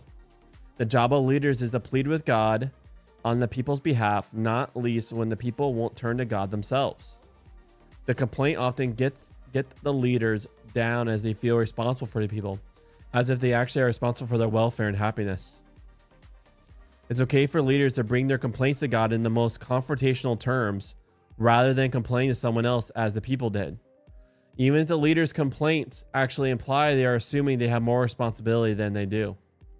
God responds to such prayers and cries. So, I know, but so what we're hearing is disappointment breeds contempt, which breeds complaining. Yeah, and so instead of going to God with their complaining, they just talk to each other. And here the leader is like, you see Moses and like just straight up, God, what is up? There is no like, they're not nice talking to God. They're like, seriously, like, these people are hard. Did I birth them? That's what Moses said. Did I give birth to them? Please kill me now, God. Yeah, even Moses is like, kill me now. They're so annoying. All they do is complain. But what's the difference between Moses and the people? No, he goes to God. I mean, like there are moments where Moses messes up and it has big consequences. But generally speaking, what Moses does, what does he do versus what the people do? He goes to God. It's like when you're feeling like complainy, who is it best to go to? God. God did put on the 70 senior Israelites some of the spirit that was on Moses, which need not imply he had less. The sign is that they prophesy, which means something like speaking in tongues. A sign for them, the community that God's Spirit has come upon them and they can share Moses' responsibility. Amusingly, this even affects 2 of the 70 who had not come to the meeting tent.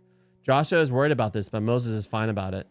Maybe that says something to the later Israelite community and its leadership about not feeling the need to control everything that God's Spirit may do.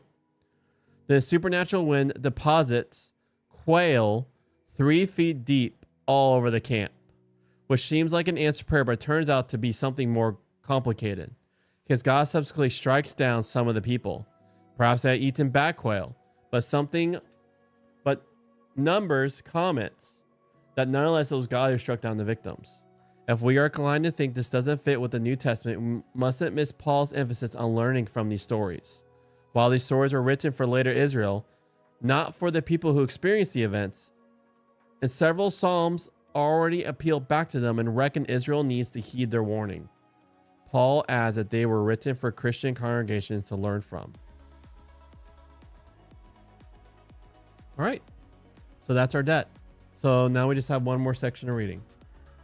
So you want to do debt? All right. We can hop on. Hydrate. Perfect. You ate? Awesome. All right. Let's do it.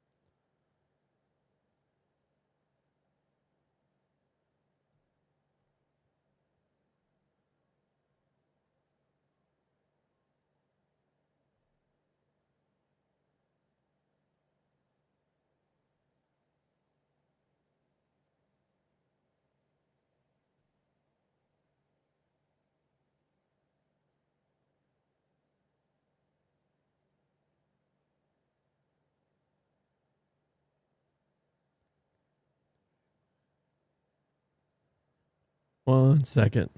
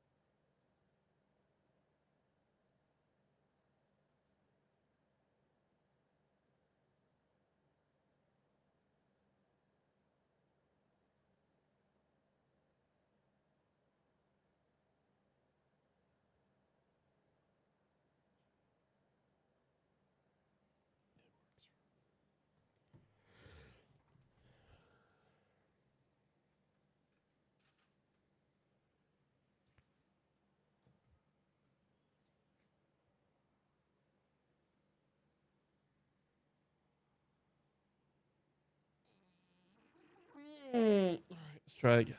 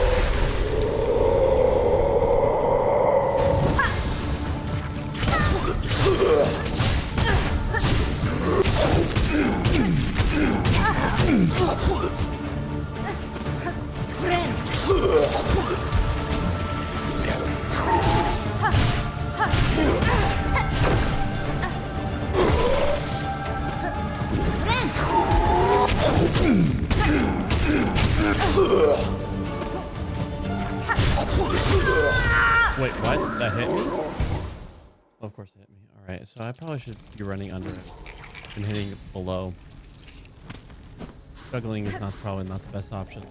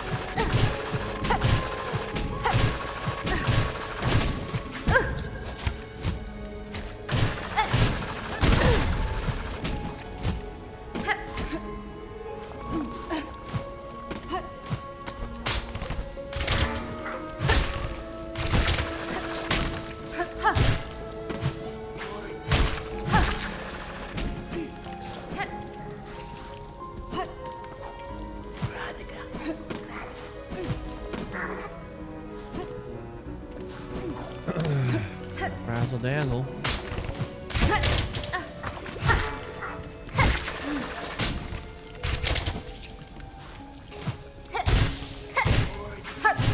Friend.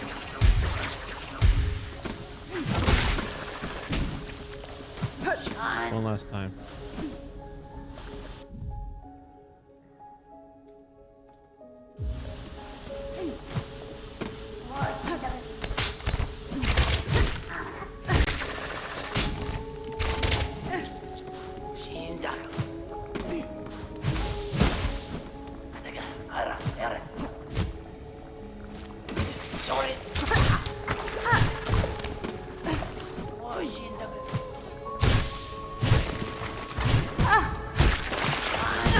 Friend. Oh man.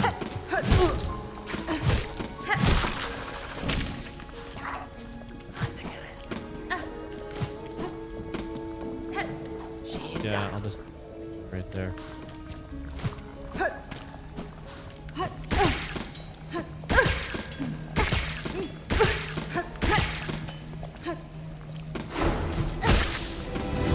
Friend. Friend.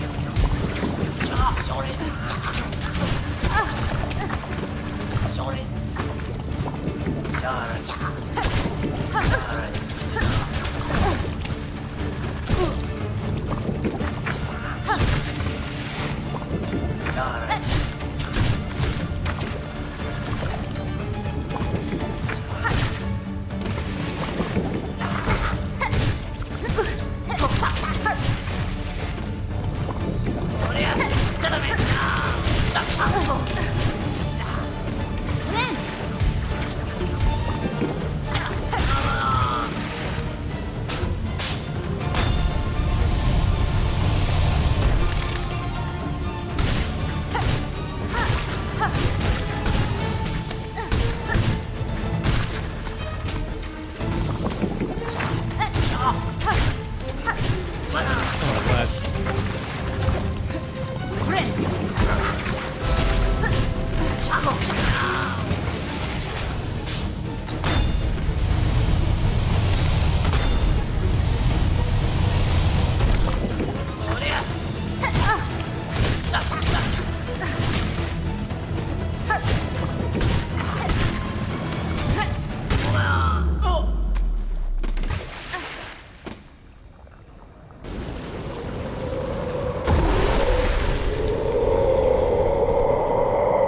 No matter what, I like this.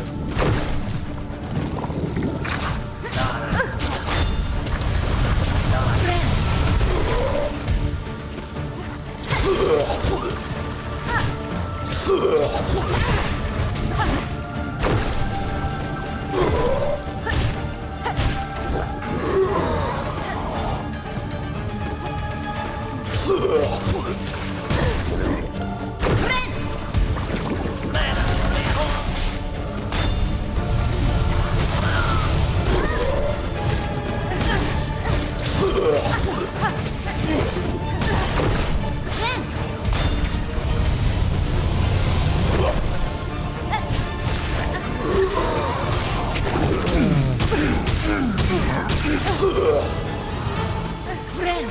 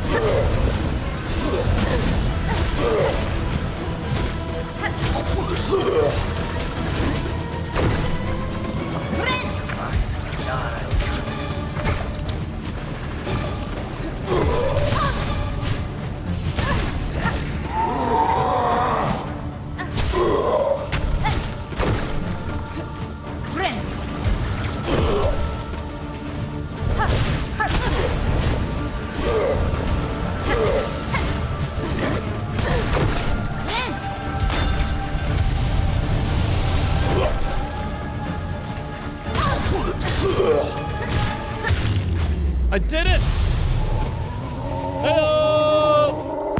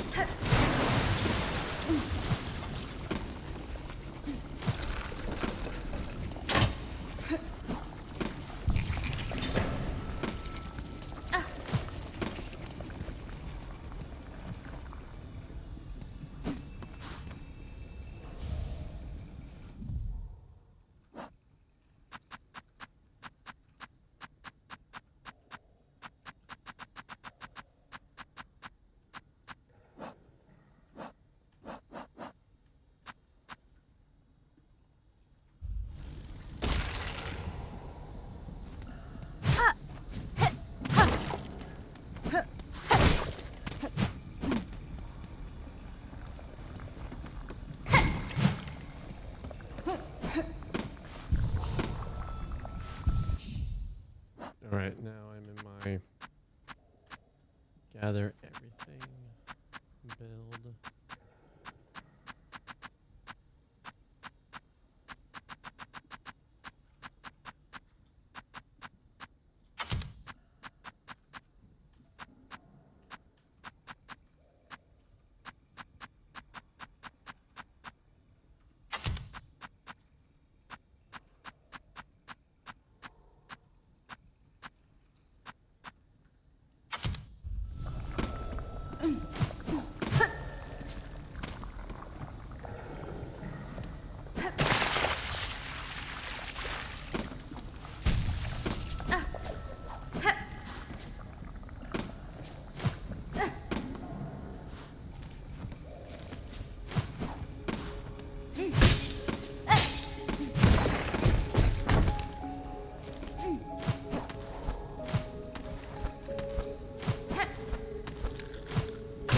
Better fish. I just beat the boss in this area.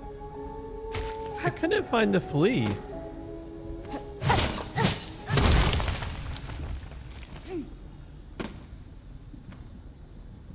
Here, it might help. Look at the map. I mean, if so, feel like you'll say the flea is in this area, right?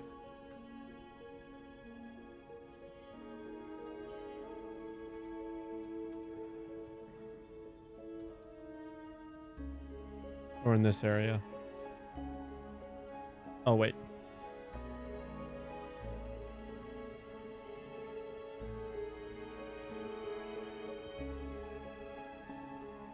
Okay, first area right here. Okay.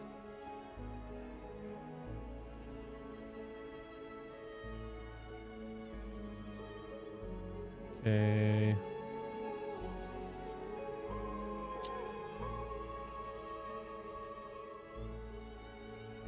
There. Okay. All right, try to break stuff to get there.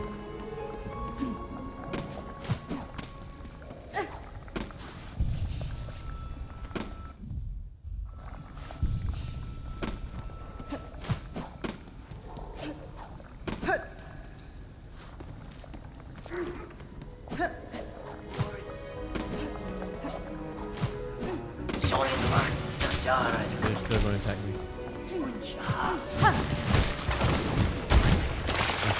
Never.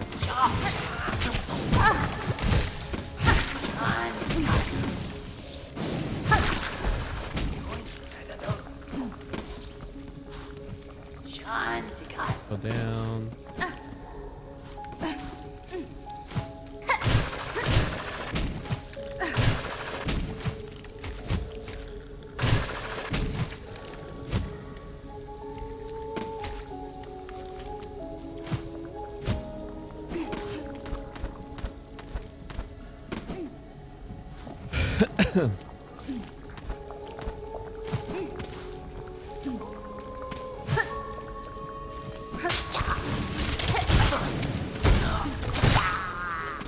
Out of you. Got it.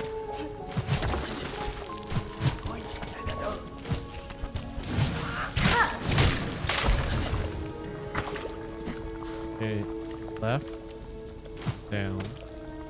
Got it.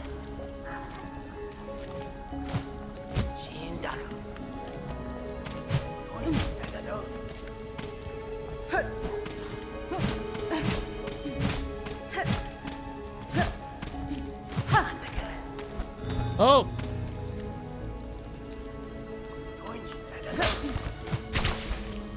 Of course.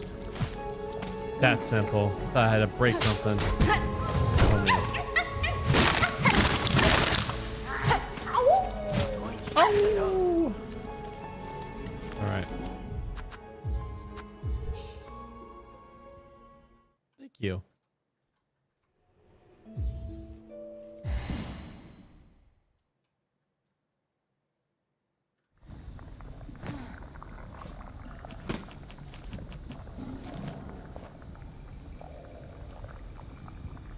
Oh.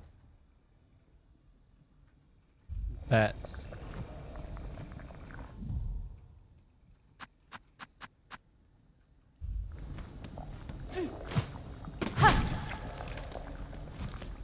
Go to Memorial. Okay.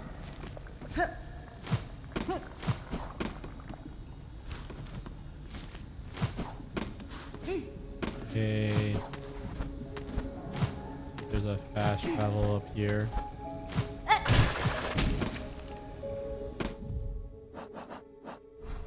Is this connected to pile water right here? The fast travel here.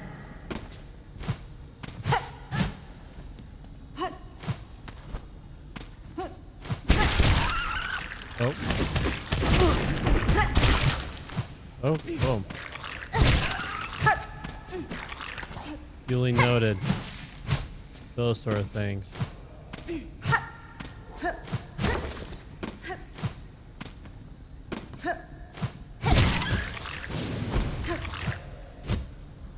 Dead? Is it dead? Oh, come on.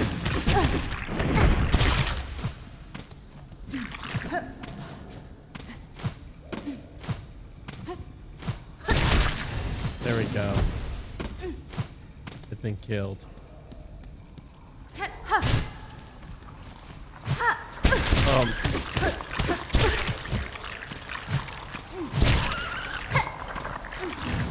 I'm getting slapped. Oh god.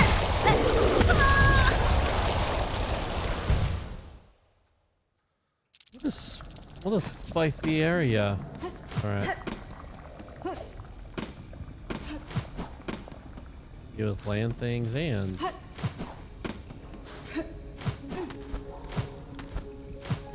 deal with the thing. The thing!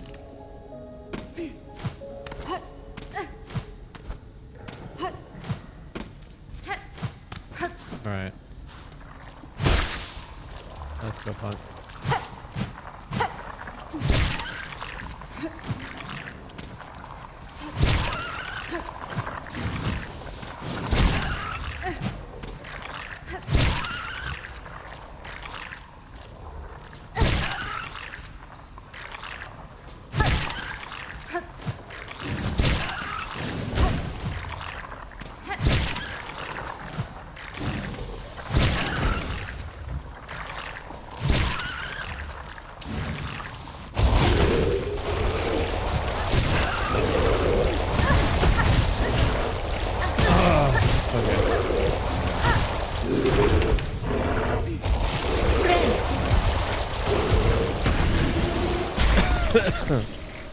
Here we go.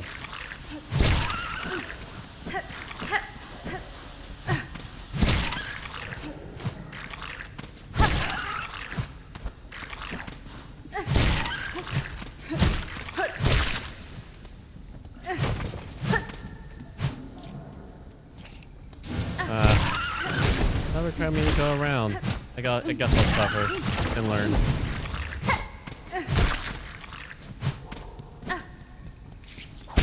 Oh, you're back?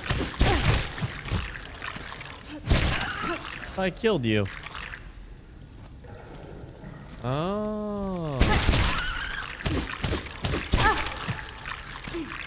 Okay. I won't. Did this respawn?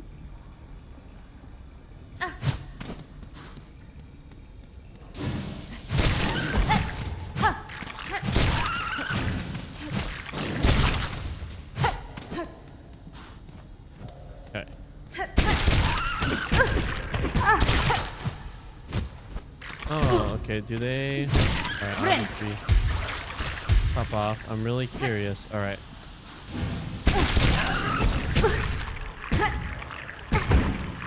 Okay. Okay. I thought maybe they'll push me through another area.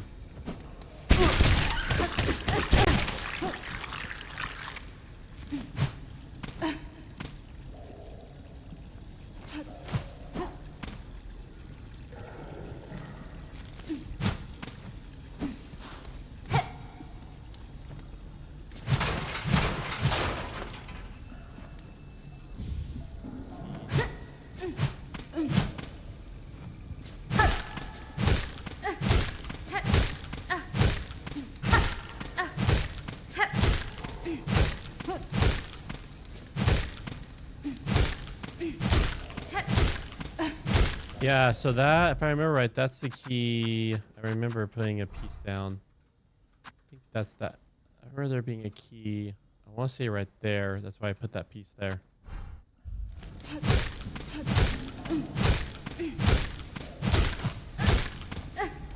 Okay. Let myself fall down.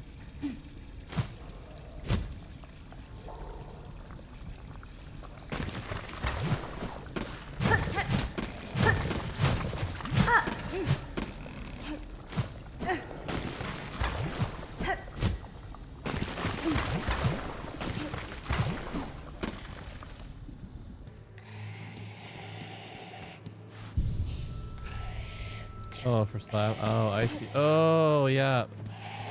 We're exploring slab. Tamiyan.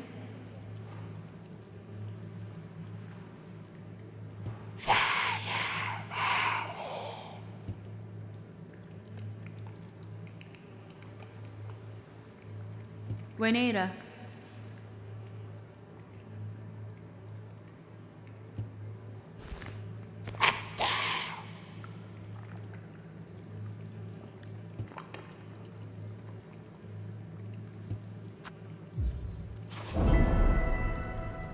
Brood feast.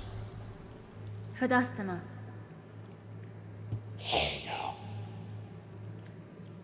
Cadestre.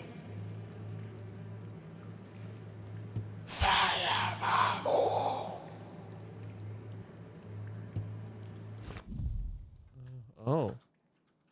Seared organs, skewered organs. Oh.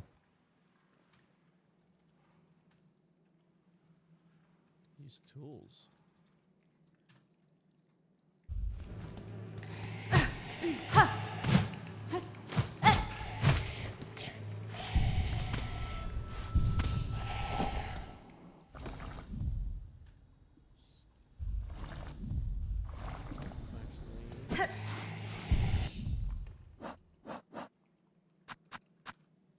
Skewered will be the fastest.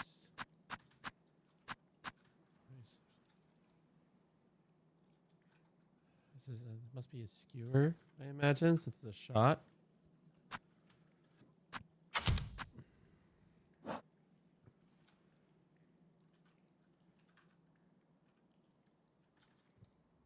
Oh, all right. I guess we'll do.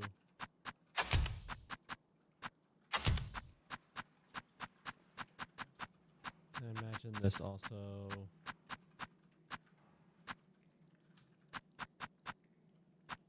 This can also go seared. So I guess I'll focus on seared first. And then... I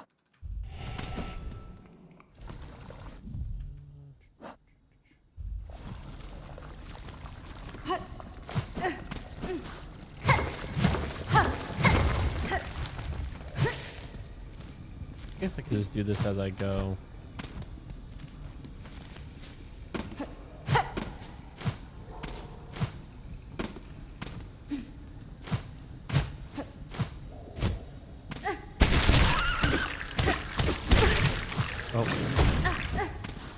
Alright, is this the way I came up?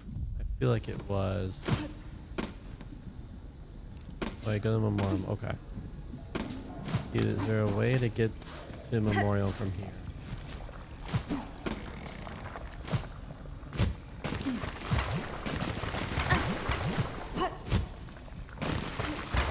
Or is this lane closed off? Oh, there's no way? Alright. The path.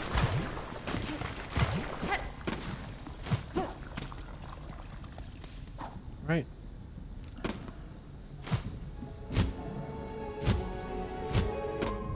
Right. So imagine this straight down to the left.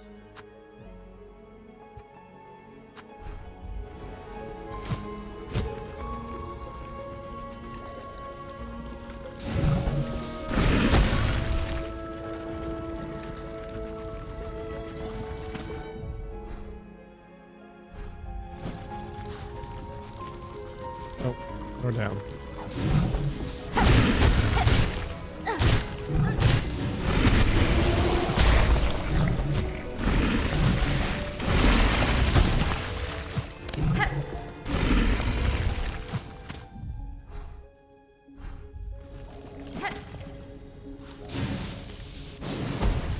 I need to unequip this.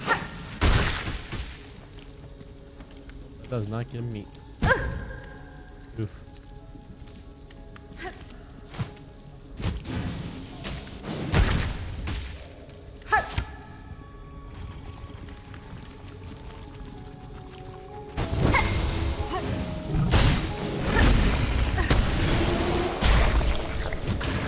Here we go.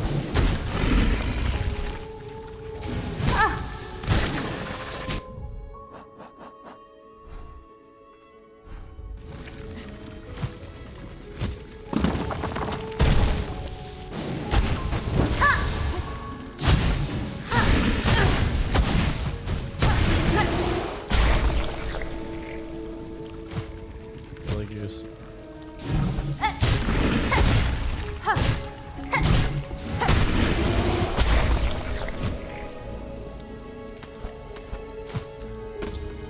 Okay, so the fireball is also considered seared since. Well then.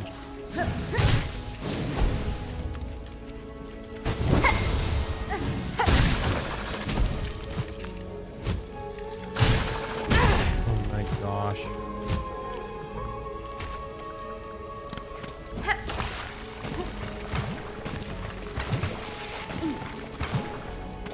How close am I? Okay, I did not get hit.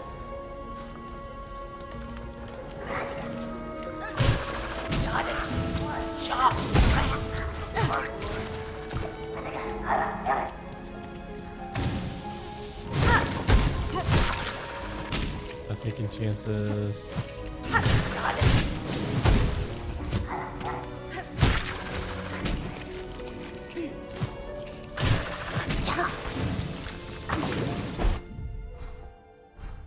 Almost there. The path is blocked. Not even going after them. Just want to rest my weary head. Oh. Alright, so I think the fireball, the passive fireball is going to sear them. So let's just rock other tools.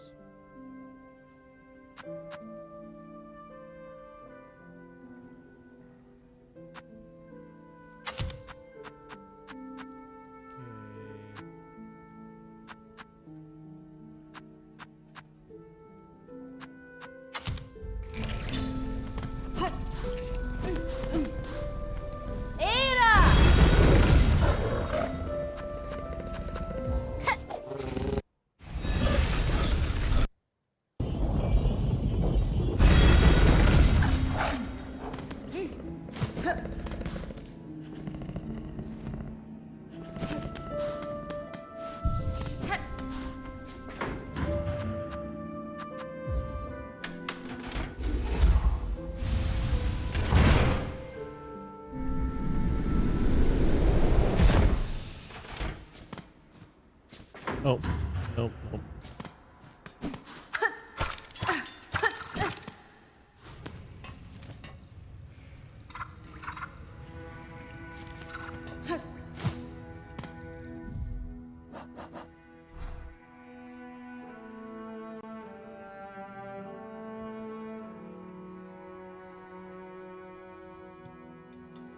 Did you fight Big Flea? Yes, I have.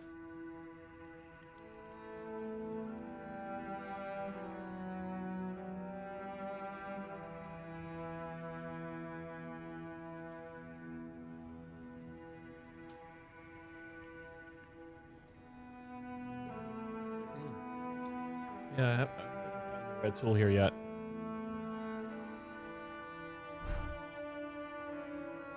I don't think so.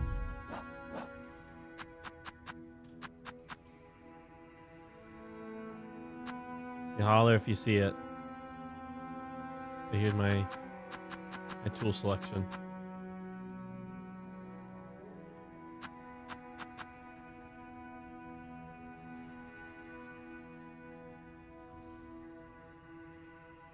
All right.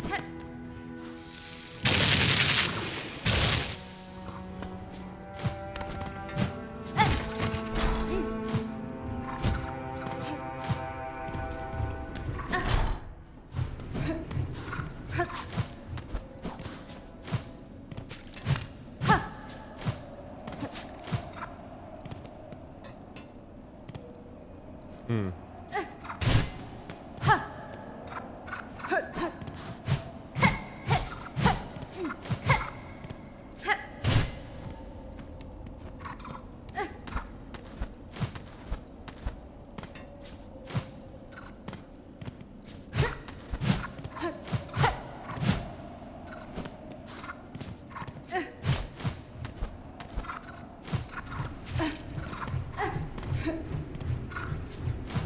Okay.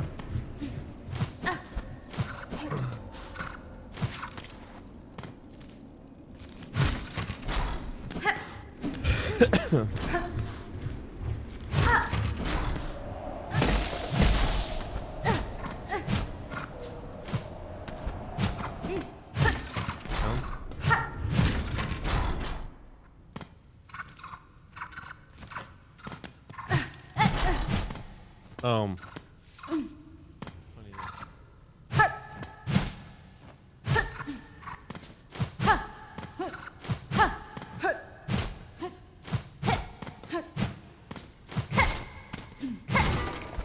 Of course.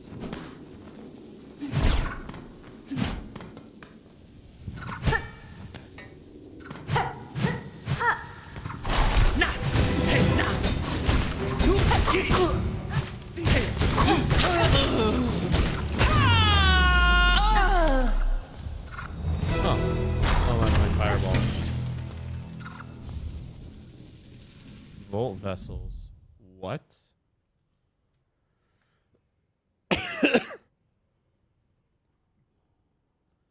That's a fun looking weapon.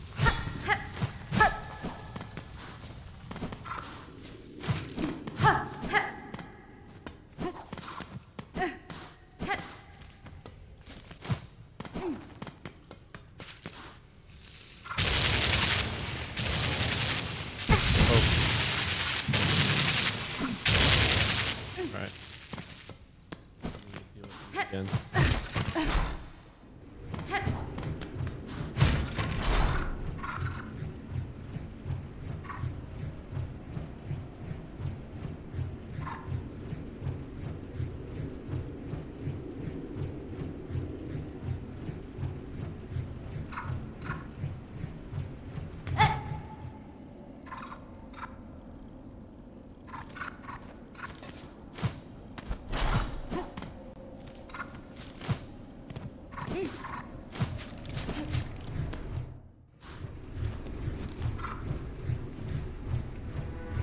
Go to the big walkway. Far right. Far right side. Okay.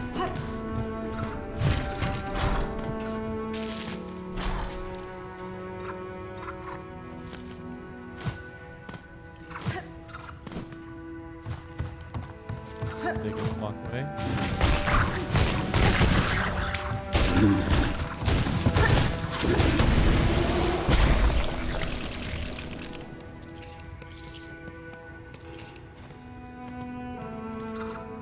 This the big walkway, or are you talking about? Because technically this is the longest walkway. Or are you talking about going over here?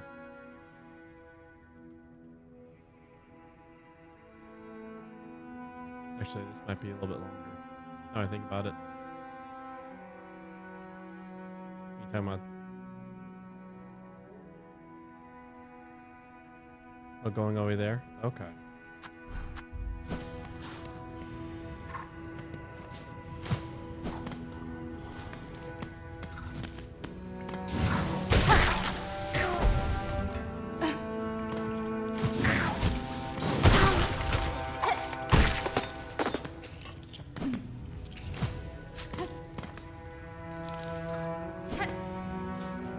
Fire bottom right. Okay.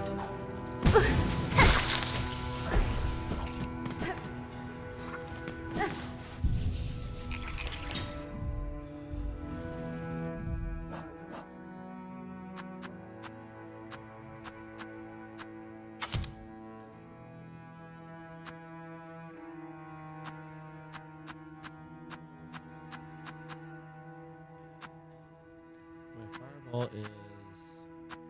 I feel like this will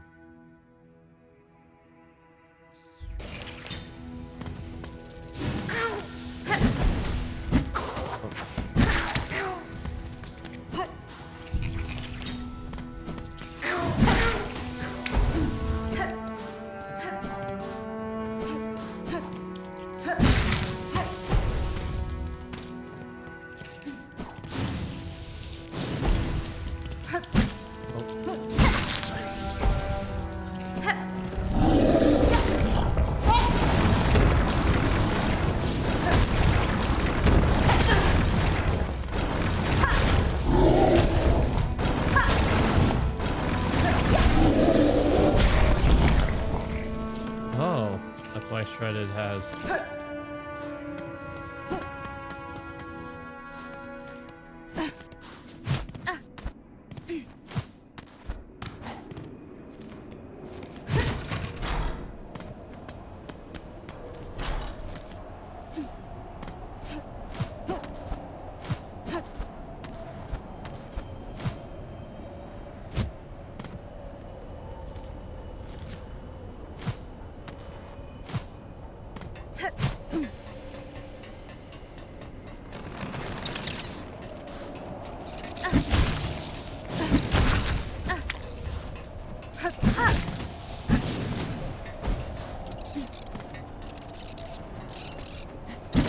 Oh, nice.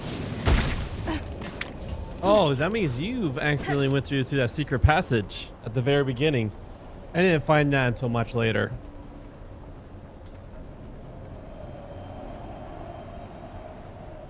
I was literally thinking this big dude's going to be this big dude will be a handful at the very beginning.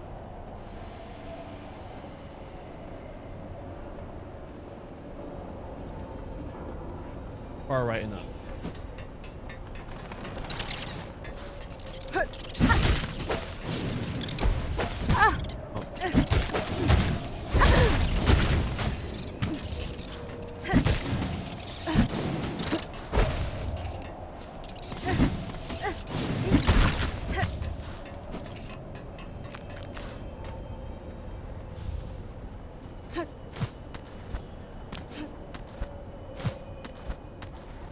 I see it.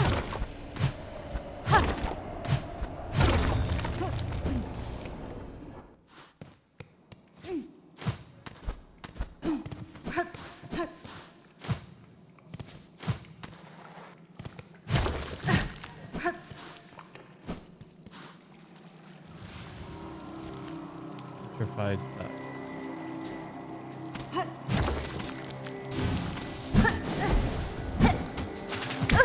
Oof.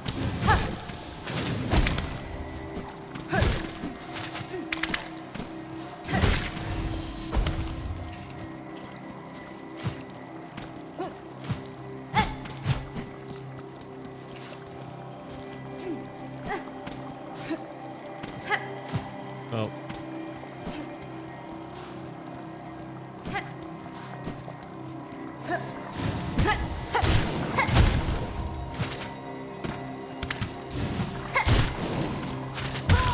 Oh, darn it.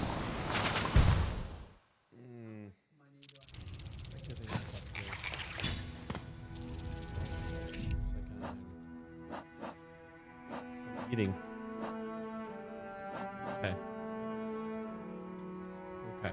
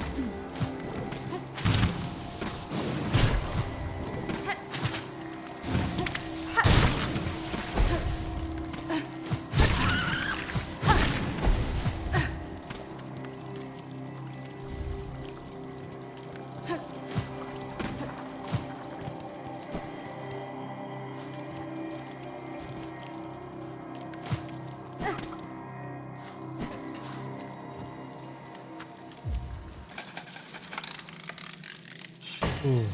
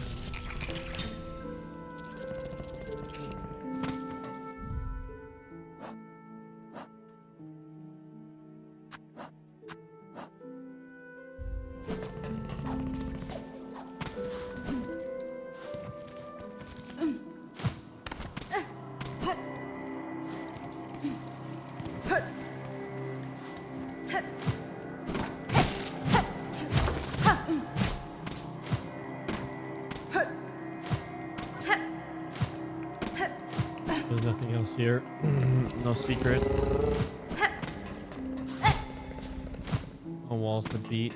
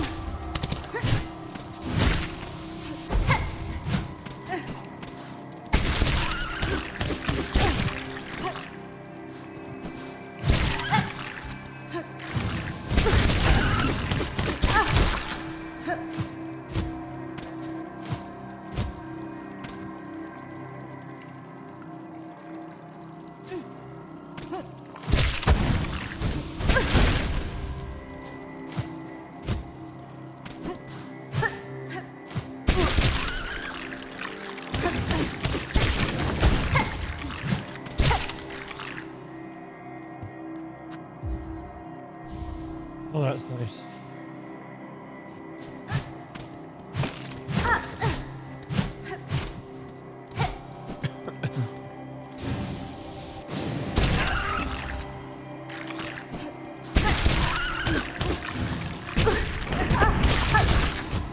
Yeah, I was seeing as he there.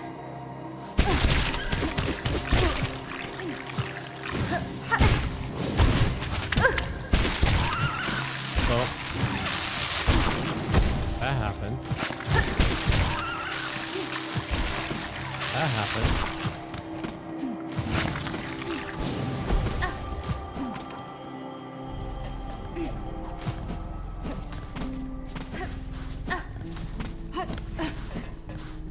Funny, he is stuck up there.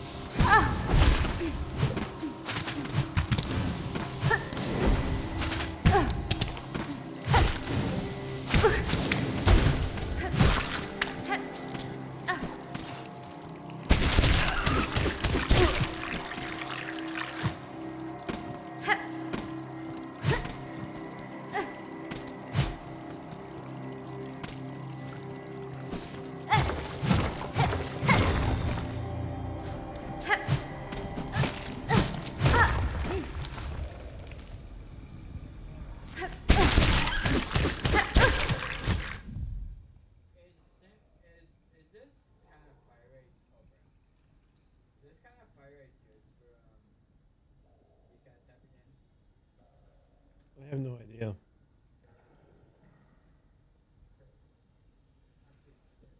Usually those kind of games, the slower the fire rate, the higher the damage, and the higher that you have to one shot, one kill. So So pretty much the less firing rate. But if you're good at getting those headshots, you generally come. It's a good time to practice. You're young. You could train yourself to be good at headshots. If you want to be good at FPS, you gotta always see everything as a way to train your skills. It's a better fish.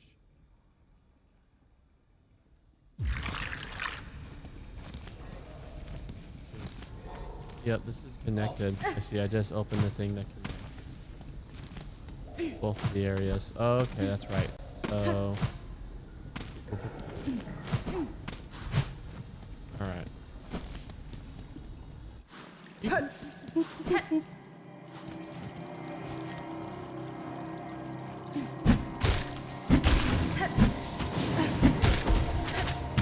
Ah.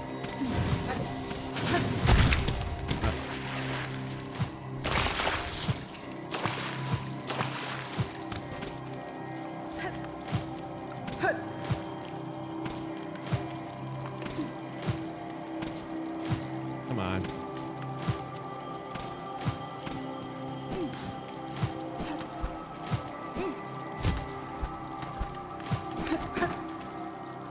All right, all right.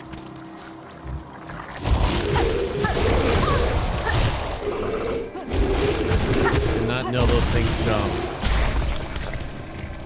Seriously, Lanta, I should probably recover my health before I travel anymore. Oh, it's a bench. Okay. What? Crazy.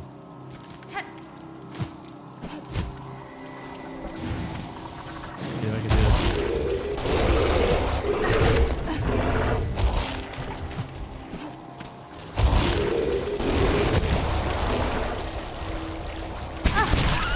No, no, no, no!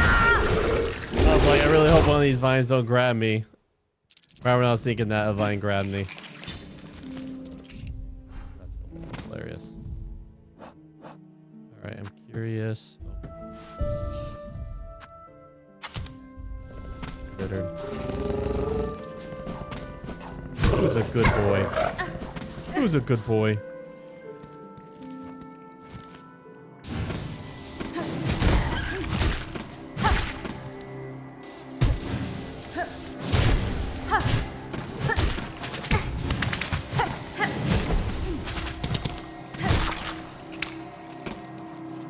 Talking to you, boy. I was talking to the not real dog. I wasn't talking to the real dog.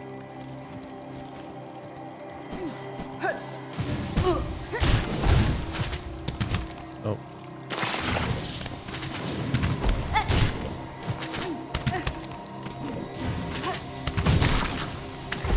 Does that count as anything?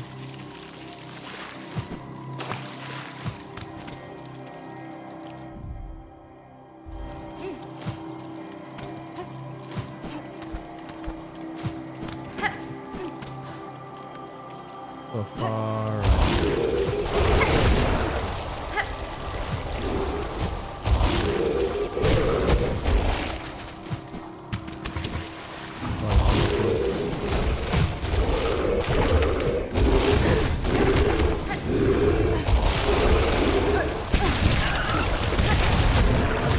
Oh my. Okay, I didn't have that many rosaries. Gosh, I'm such a silly goose.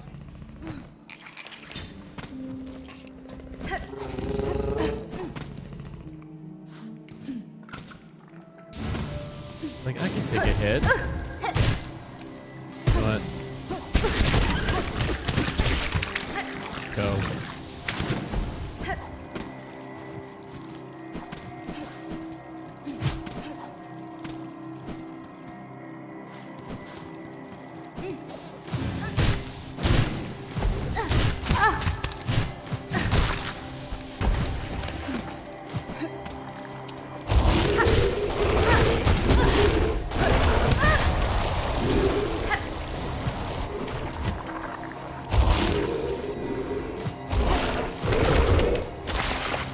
Seeing if there's any. Okay, if it looks like there's no underground. Oh my! It's like my silly goose montage, I guess. I have a lot of these, I guess, in this game. Oh.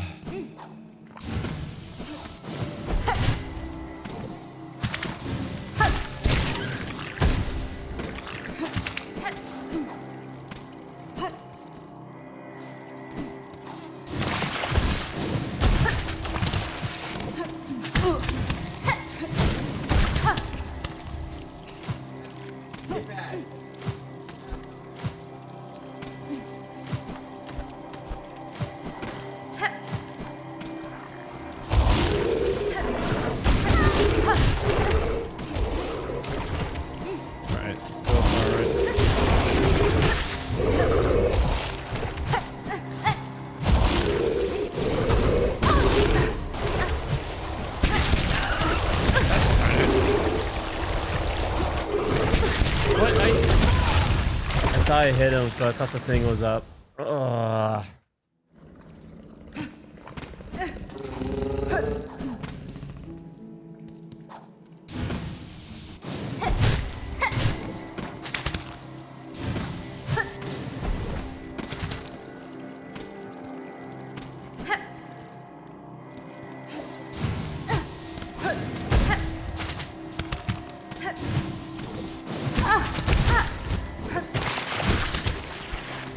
Alright, let's get to that beautiful place with the bench.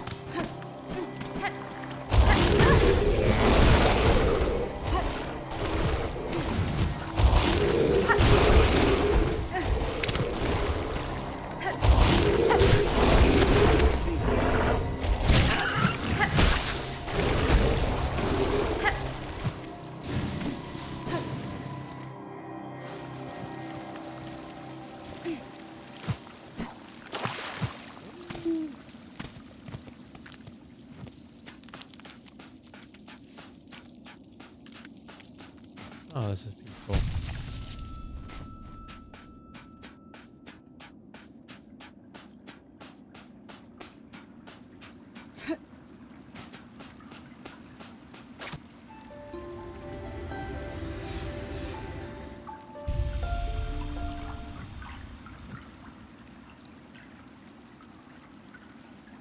That's fine. Oh, yes. Now talk to the flea master. This is solid for him and his fleas.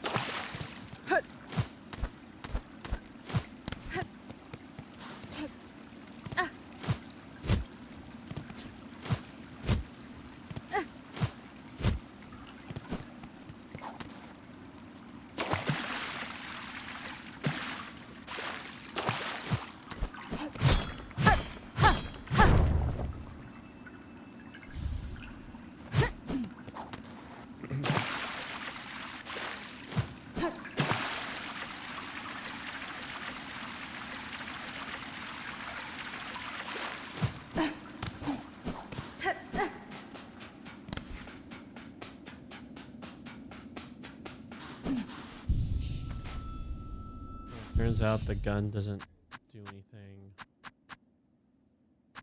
Alright. Try this.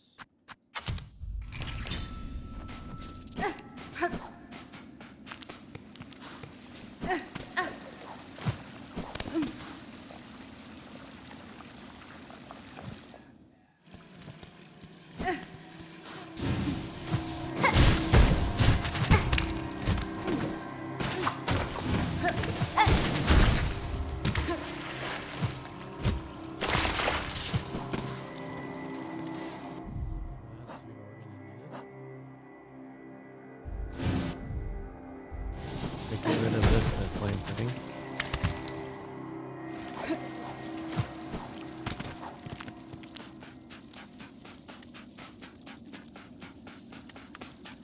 Good. Past the bench. Okay.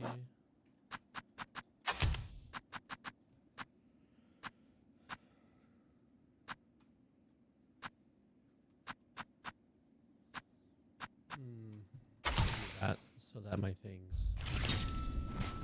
Tools, more tooling.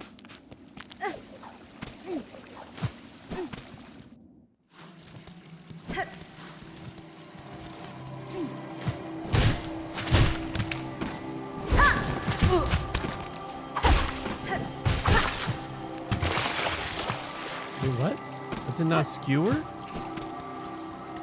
Okay, game.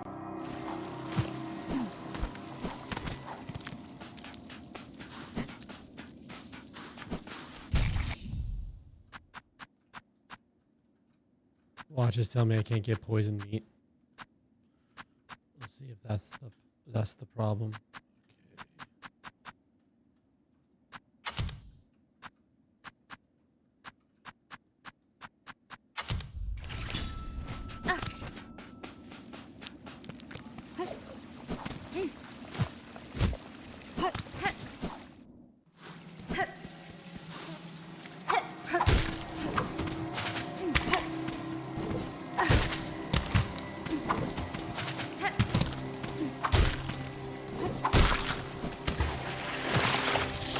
Nope. Thing just not getting meat.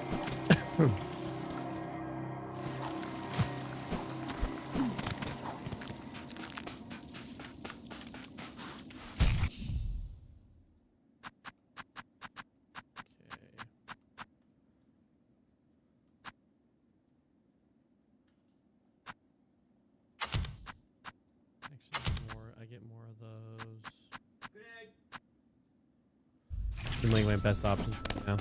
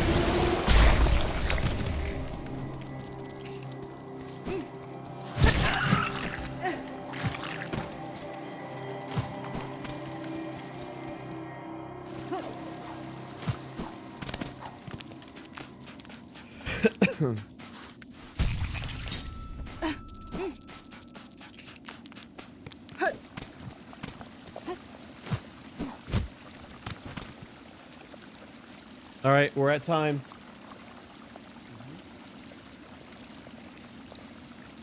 All right, after that match, we got debts.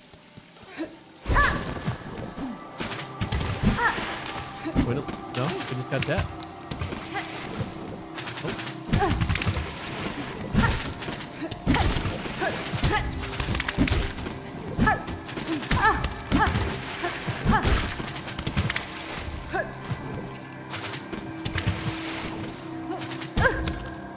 Kyle's a dentist. Did she give you a sucker at the end? No sucker?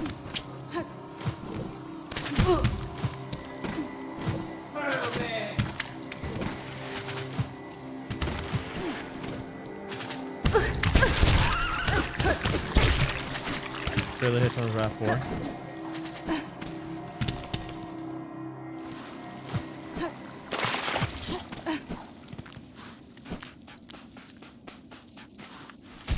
For Sammy's.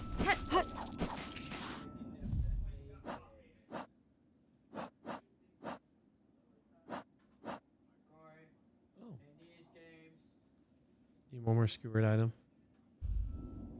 The rest can be shredded.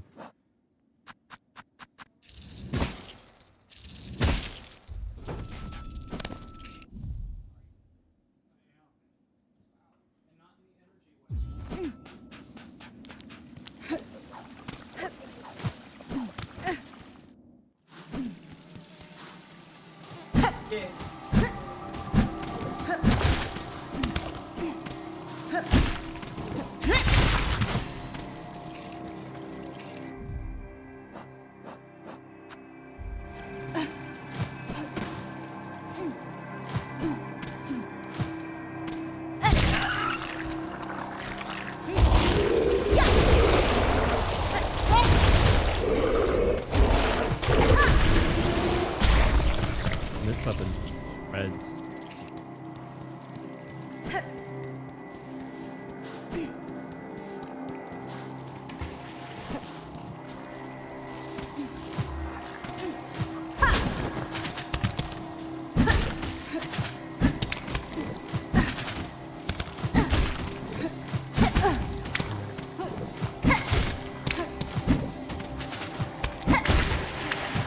Okay, last one I just had.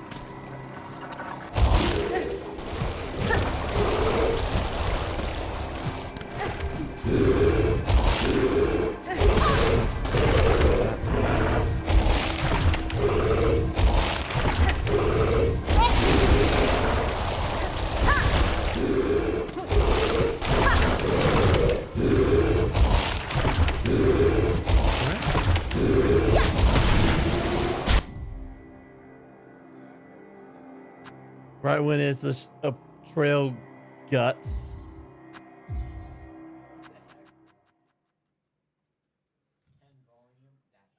Dude, it's kind of like this is like an epic pose, explosion behind, guts spilling, and then she's like, baller.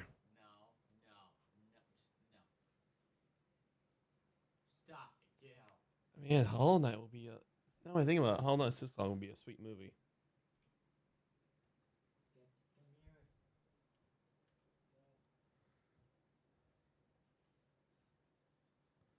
Fortnite crossover.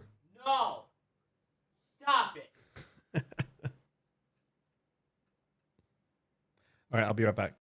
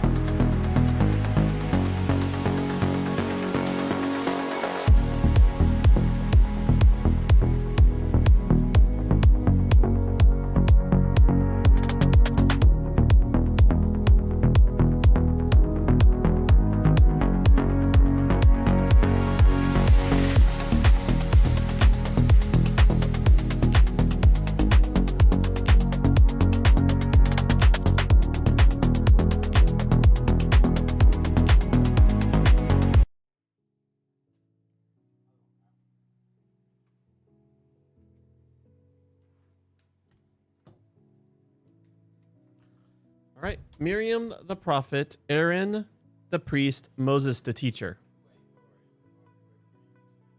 You want to wait for Ethan? Okay, we can wait for Ethan. I'll hit BRB.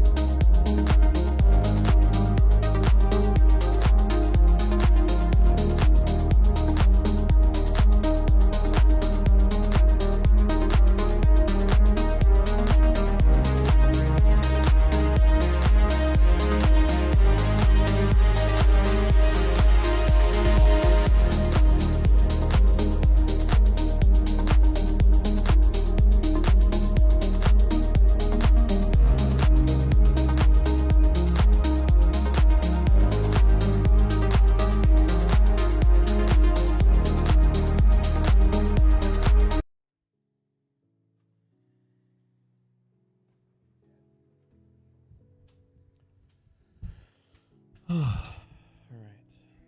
Miriam the prophet, Aaron the priest, Moses the teacher. Numbers chapter 12, verse 1 to 15. Miriam and Aaron spoke against Moses in connection with the Ethiopian wife he had taken. He has taken an Ethiopian wife, they said. Has Yahweh really spoken only through Moses? Has he not also spoken through us? Yahweh heard. Now the man Moses was very abased, more so than anyone on the face of the earth. Yahweh suddenly said to Moses, Aaron, and Miriam, go out, you three, to the meeting tent. The three of them went out, and Yahweh came down in the cloud column, stood at the tent doorway, and summoned Aaron and Miriam. The two of them went out. And he said, will you listen to my words? If there is a prophet of yours, a prophet of Yahweh, I will make myself known to him in a vision. I will speak to him in a dream. Not so my servant Moses. In my entire household, he is trustworthy. I speak to him mouth to mouth with clarity and not in enigmas. He beholds Yahweh's form. Why were you not afraid to speak against my servant Moses? So Yahweh's anger flared against him. He went away. And as the cloud was moving away from the tent, there Miriam was scaly, like snow. Aaron turned to Miriam. There she was scaly. Aaron said to Moses, my Lord, please do not hold against us the offense that we committed, acting foolishly. Please, she must not be like someone dead, who has come out of his mother's womb, and his flesh is half eaten away. So Moses cried out to Yahweh, God, please heal her, please. Yahweh said to Moses, if her father actually spat in her face, she will not be in disgrace for 7 days. She is to shut herself outside the camp for 7 days and then come back. So Miriam shut herself outside the camp for 7 days, and the people did not move on until Miriam came back. Then the people moved on from Hazeroth and camped in the Paran wilderness. So here we have more grumbling.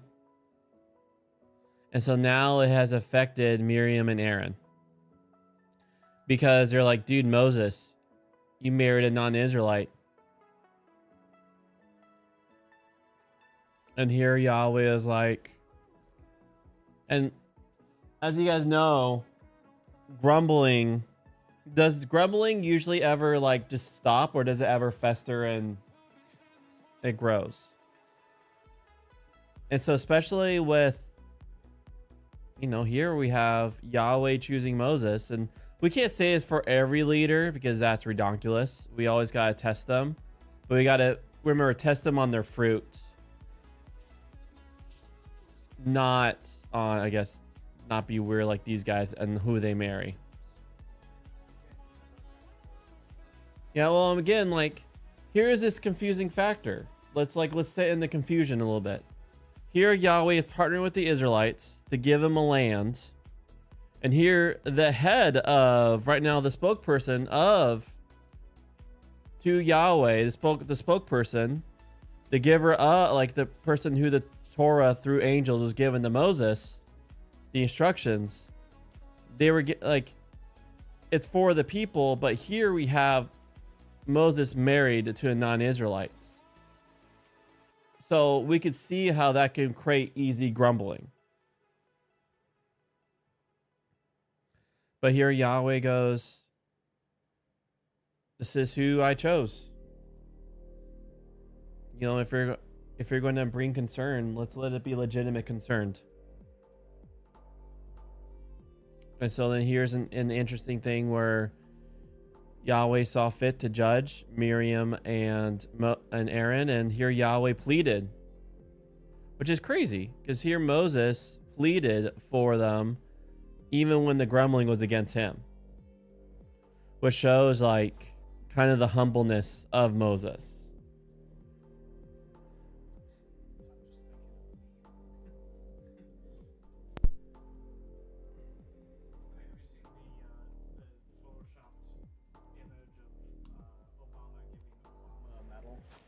Yeah, I have. Someone did that, but quoted this verse. That he was the most humble. The most humble man in the whole world. Yeah. Which is funny because the Torah is generally credited to Moses. So Moses writing that he was the most humble man on all the earth is kind of a funny thing to think about. But yeah, this is like the first part of this week's Torah portion, which is also pretty cool. Let's see. I had a thought as well. So Yahweh said to Moses, if her father actually spat in her face, would she not be in disgrace for 7 days? And then she's supposed to be shut outside of the camp for 7 days. What I find really interesting when I first read this week was like this whole thing was effectively like God spitting in her face. Like, he could have done much, much, much worse. And instead, he chose to only do this. Like, he really did restrain, that wrath. But you also see, it's only Miriam that gets afflicted in this passage. Aaron gets scolded, but he doesn't receive an affliction of, I don't know exactly what condition it is. I think in Hebrew it's ta'at. It's effectively leprosy. But Aaron seems to be left out of this, which would make sense considering he's the high priest. If he were to not have been the high priest, he most likely would have been afflicted in that same way. But you have his duty to bring the people closer to God was also factored into that whole rebuking. And so he kind of got off easy there. Sorry, I gotta take this phone call. It's my father-in-law. Oh, all right. Hello? I shall wait.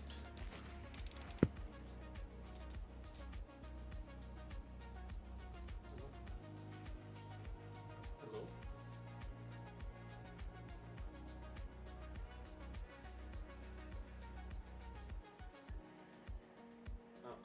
Sorry, what? Are you... I'm so confused. Is this a butt dial, or are you guys actually calling me? Hi. Oh, you thought you called your son? You thought oh, that's funny. All right. Bye. Fun. All right. All right. But yeah, the other thing that came to mind as first reading this earlier this week is Revelation. There's a passage as well where it's talking about these 7 last plagues, and like one of the first things is mentioned is this plague of sores that breaks out on the people who had the mark of the beast. And so there's a whole... I gotta take this too. This is mom. Oh, all right.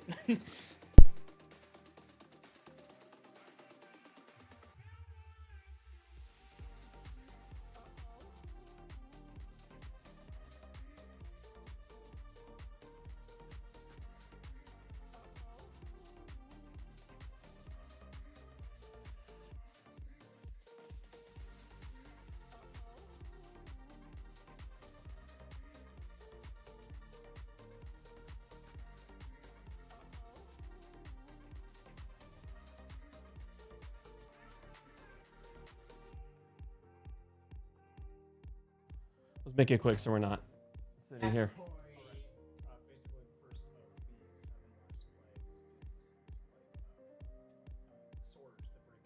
this plague of sores that break out. Connection between the mark of the beast, which is on the hands and forehead, symbolizing mind connection. And so you see in Torah, there's on your mind,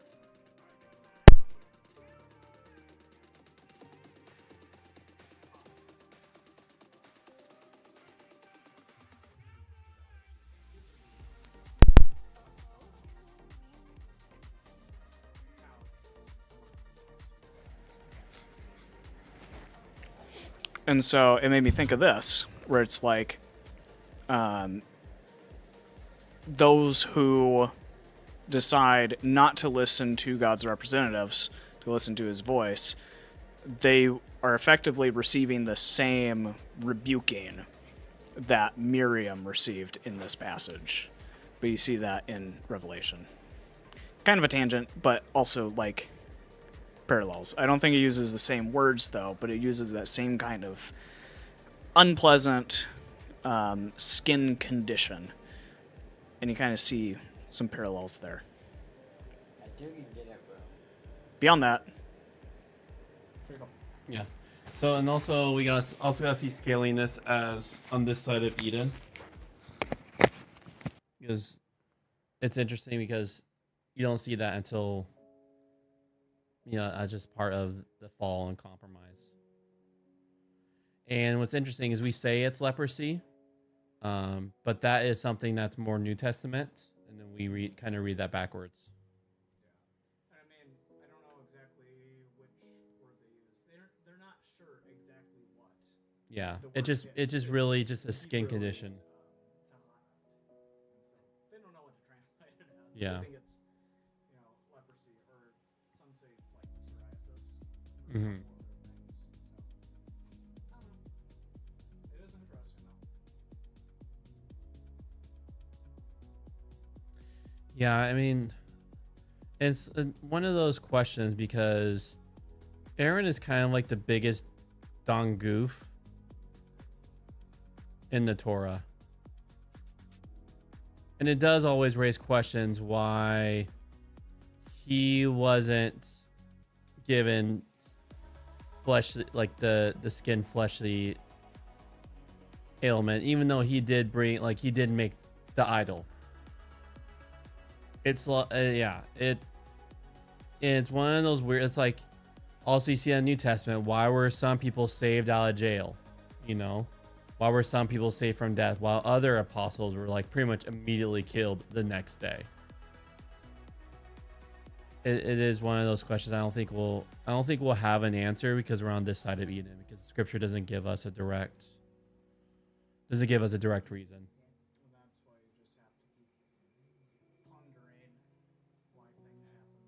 Yeah. It's like the whole why do bad things happen to good people question. That's a whole other philosophical can of worms. Yeah.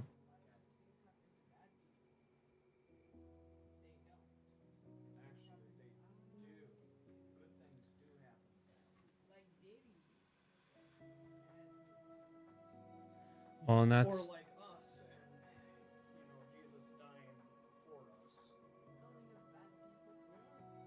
actually all Scripture throughout says that all people have compromise and need the grace of Jesus. Yep, and that's why we need His grace. But when we're talking about the generosity of God, we're supposed to model even the generosity of God, because even God sends rain, and what Jesus brings us up, God sends rain among the unrighteousness and the righteousness. Okay, agreed. The movie Live and Become is a story of a boy among the Ethiopian Falasha Jews. Falasha? Okay. Airlifted to Israel at the time of the Marxist revolution in the 1980s, except the Solomon is not a Jew but a Christian. His parents had died, and his adoptive mother thought he would have more future in Israel than in an Ethiopian refugee camp. In Israel, among the people suspicious about his Jewishness are his girlfriend's racist father, who doesn't want his white daughter involved with a black guy. It is in this connection that Shlomo gets to take part in a debate on the interpretation of the Torah with another teenager, who also turns out to be racist in the way he seeks to demonstrate that Adam was white and that black people were destined by Noah to be the slaves of white people. Shlomo wins the debate in the synagogue by demonstrating that Adam was neither white nor black. If anything, he was red. In Hebrew, the words for Adam, earth, and red are similar. Racism is where Numbers 12 starts. though it is only one of a complex set of questions washing around the story. Moses had married another wife. Perhaps Zipporah has died. Or perhaps this is a second wife. Having more than one wife is a sign of status, so leaders commonly take extra wives. Miriam and Aaron are not protesting that. They are complaining about her being an Ethiopian and therefore black. Viewing people as inferior on the basis of their skin color is a rather modern phenomenon, but there are one or two hints of it in the Old Testament. Then there is Miriam's being Moses' sister. Does this new wife push Miriam further away from Moses? One can imagine Moses groaning. The people complained against him in Egypt. They complained against him at the Reed Sea. They complained against him on the way to Sinai. And they have complained against him on the way from Sinai. He has already told God that it is all too much. Now his sister and brother have turned against him. It's funny because he's like, God, kill me. These people keep complaining. And then turns around and his brother and sister complain against him. It is plausible to describe him as the most unpopular person in all the world. Translations have him as the meekest man in the entire world, which is not obviously true, and the word nowhere else means meek. It means afflicted. Explicitly, Miriam and Aaron's question concerns Moses' status as someone through whom God speaks. It is a classic example of a story that becomes clearer when we put ourselves in the position of later Israelites reading it. A question running through the story is, as we read it in later Old Testament books, is the relationship between Moses' teaching and the messages given through prophets, who are often associated with and supported by priests. Many prophets and priests said things in conflict with Moses' teaching. They encouraged people to worship other gods, assured the community that things were fine between them and God when they were not, and encouraged them to make images of God as aids to worship. Further, the living voice of prophecy with its priestly support could seem more impressive and relevant than mere Mosaic traditions passed on from the past. Numbers 12 affirms that God speaks through prophets, though it suggests that this speaking falls short of what people gain through paying attention to Moses' teaching. There's something straightforward and direct about that speaking. It's a matter of dreams and visions whose meaning is often enigmatic.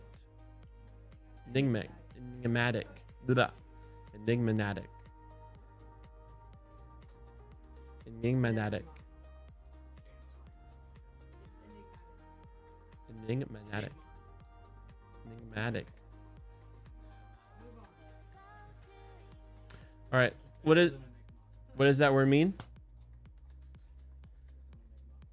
It's confusing. That is a fair characterization. 3,000 years later, individual aspects of the Torah are puzzling to us, but its nature is to be concrete and clear. Prophets are like poets. They speak in metaphor and images. For Israel as God's household, the clear teaching of Moses needs to have priority over arguable interpretations of prophetic oracles. You can't always trust Moses. So when Miriam tries for equal status, God puts the prophet in her place. God chastises her in particular because it is her position as prophet that is the issue. She comes first at the opening of the story. Aaron has more of a supporting role. Her chastisement is a temporary attack of what translation is traditionally called leprosy. But the word does not refer to the disabling disease that we denote by that name, but to a skin disease that, as Aaron notes, makes the skin seem to be decomposing and makes the person corpse-like. Moses prays an urgent 5-word prayer. 5 words in Hebrew as in English. A model of praying for someone, not least someone who has done wrong to you, as often happens with prayers in the Old Testament. God doesn't fully say yes, but neither does God say no. What comes about is the necessary compromise between the demands of love and the demands of justice. Scaliness is viewed as having similar implications to contact with actual death, which makes it impossible to come into a sanctuary that belongs to the living God. Miriam therefore withdraws outside the camp until the affliction disappears and the people wait for her. At the end of the story, they are getting near the country they are bound for. And so on this side of Eden, and God does not relate to death because he's the God of living. And so her affliction will make it so that she will not be able to participate in the sanctuary gatherings. That's good. And so it's interesting because it seemed like, and John Golden Gate's pointing out that it seems like she, as a prophet, she's questioning Moses' leadership. Like she feels like she's has special status because she gets special visions and dreams. And then Yahweh's like, I just talk directly to Moses, dude. I don't have to like do it through prophecy and dreams. Which I say is extremely humbling now because I've seen people who feel like they have the prophecy card that gives them a special position. And we're all on equal footing in the eyes of Yahweh. All right, so now that's that. And so we have one more section, but that is Battle Project card. You want to do podcasts on the way back? Okay. We'll start. What's up, Abby? Any thoughts for the crowds before I start playing my game?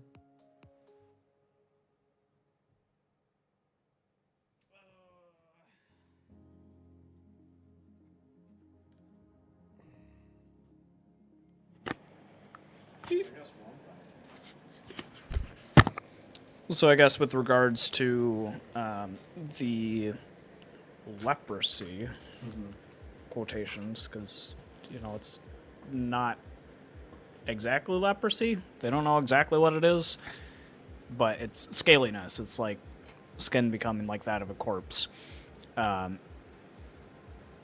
What's interesting is you see in the creation account that God like breathed the breath of life into essentially a dirt bag. It's kind of what Adam was. And you're talking about the whole racism thing. No. Completely different. Okay. Breathed into dirt, and it became alive. And so, in a way, it's like this leprosy thing is like drawing away that breath of life and like causing part of the body to be almost like that of a corpse. Yeah. It's like kind of a reminder of it's God who sustains life, so don't be disrespecting him. Yeah. It's not a wise thing to do. But since I guess, you know, race is brought up in this passage as well, it's like we're all made by God. God's not going to love anyone less or anyone more just because of their skin color. Like, that's beyond idiotic. If they are made in the image of God, they are made in the image of God. We're all equal in that regard. And so, kind of going back to this passage, Moses's wife, I don't really understand that, you know, race is playing a part in this, but you see something interesting, because I believe it's Tzara'at, the leprosy stuff, is it leaves the skin looking like white. Mm-hmm.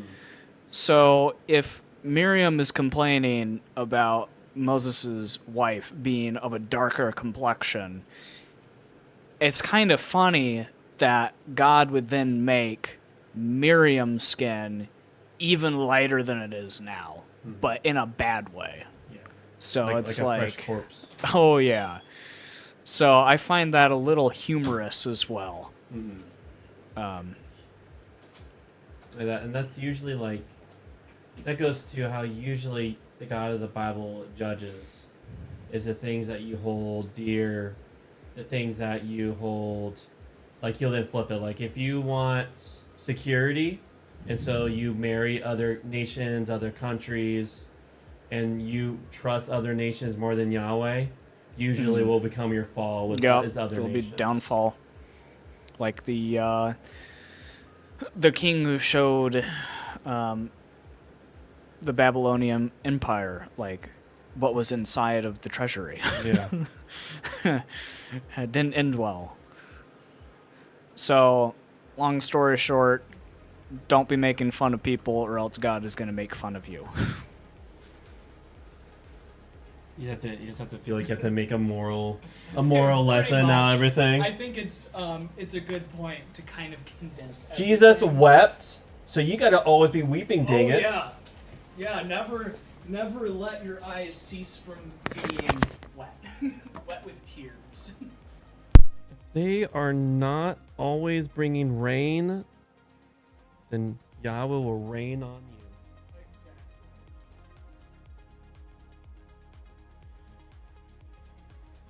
What's up, Abby? King Jesus, you're good. Thank you for these reading and your goodness. Thank you that we got to have JJ hang out with us through this week as we step out. You're good.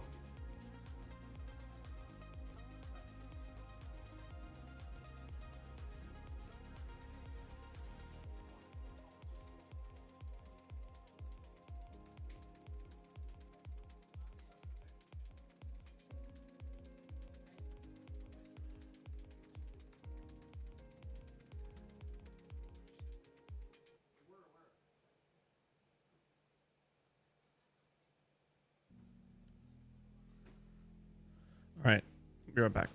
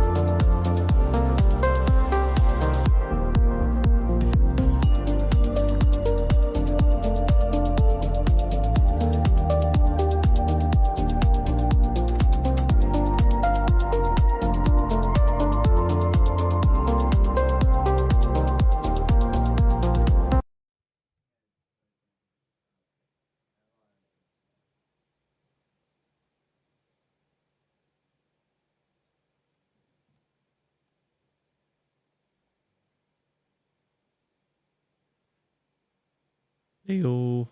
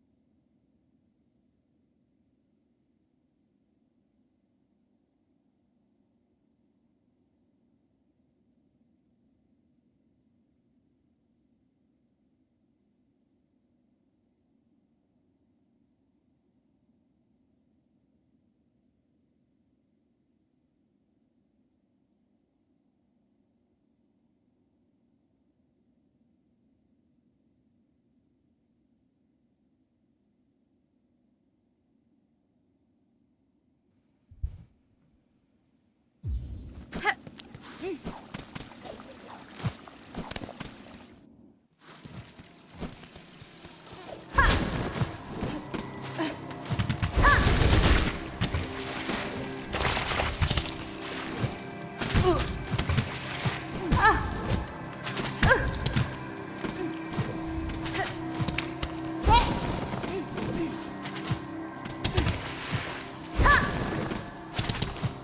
know what, finish this.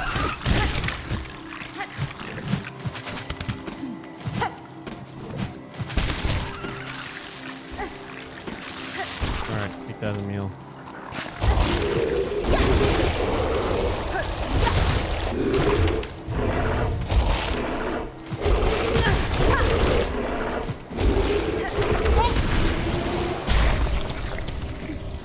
Oh, sweet. That's everything.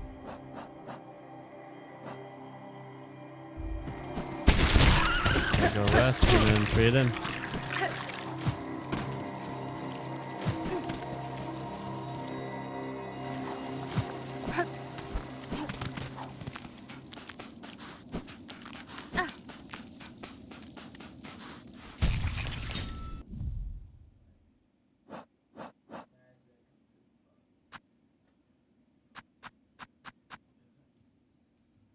I don't get why I want to go 180 Tokyo drifting now, so that makes total sense.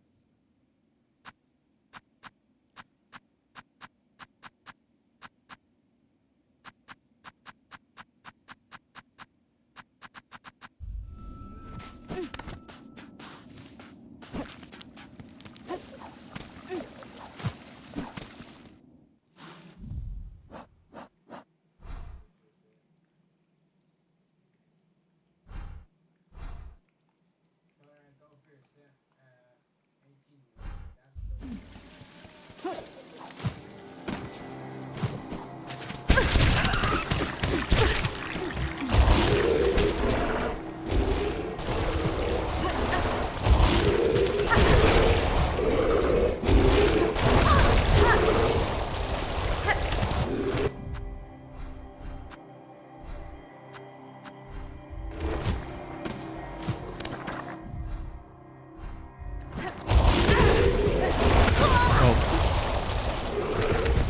Here I'm trying to like whiz past as fast as I can to turn in the quest and get myself killed.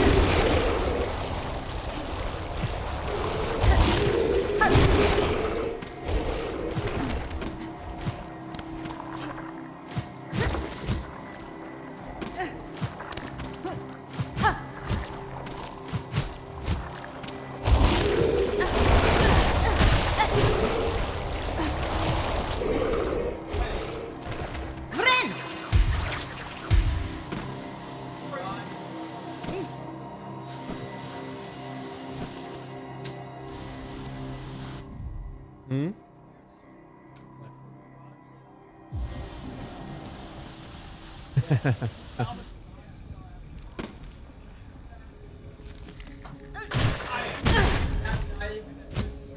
Oh wait, what am I doing?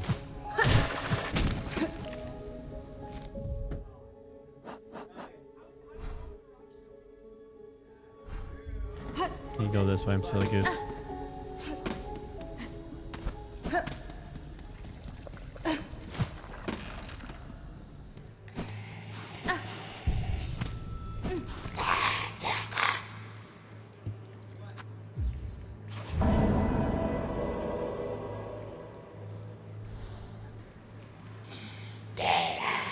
Da, Fenestra. Buenera.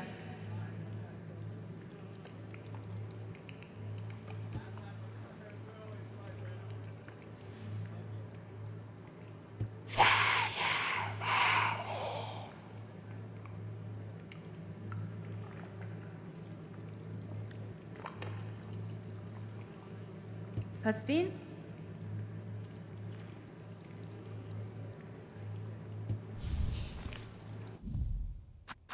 Long claw.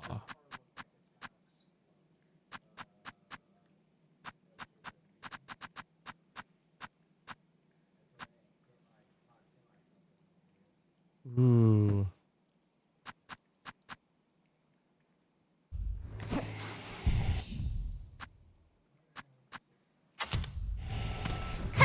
I bet Monday you guys see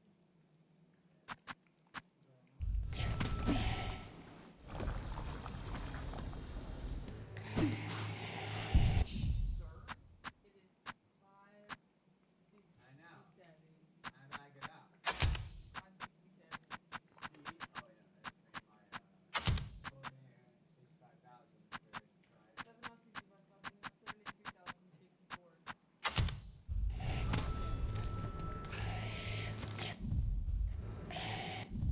All right. All right, guys. Catch you later. Peace.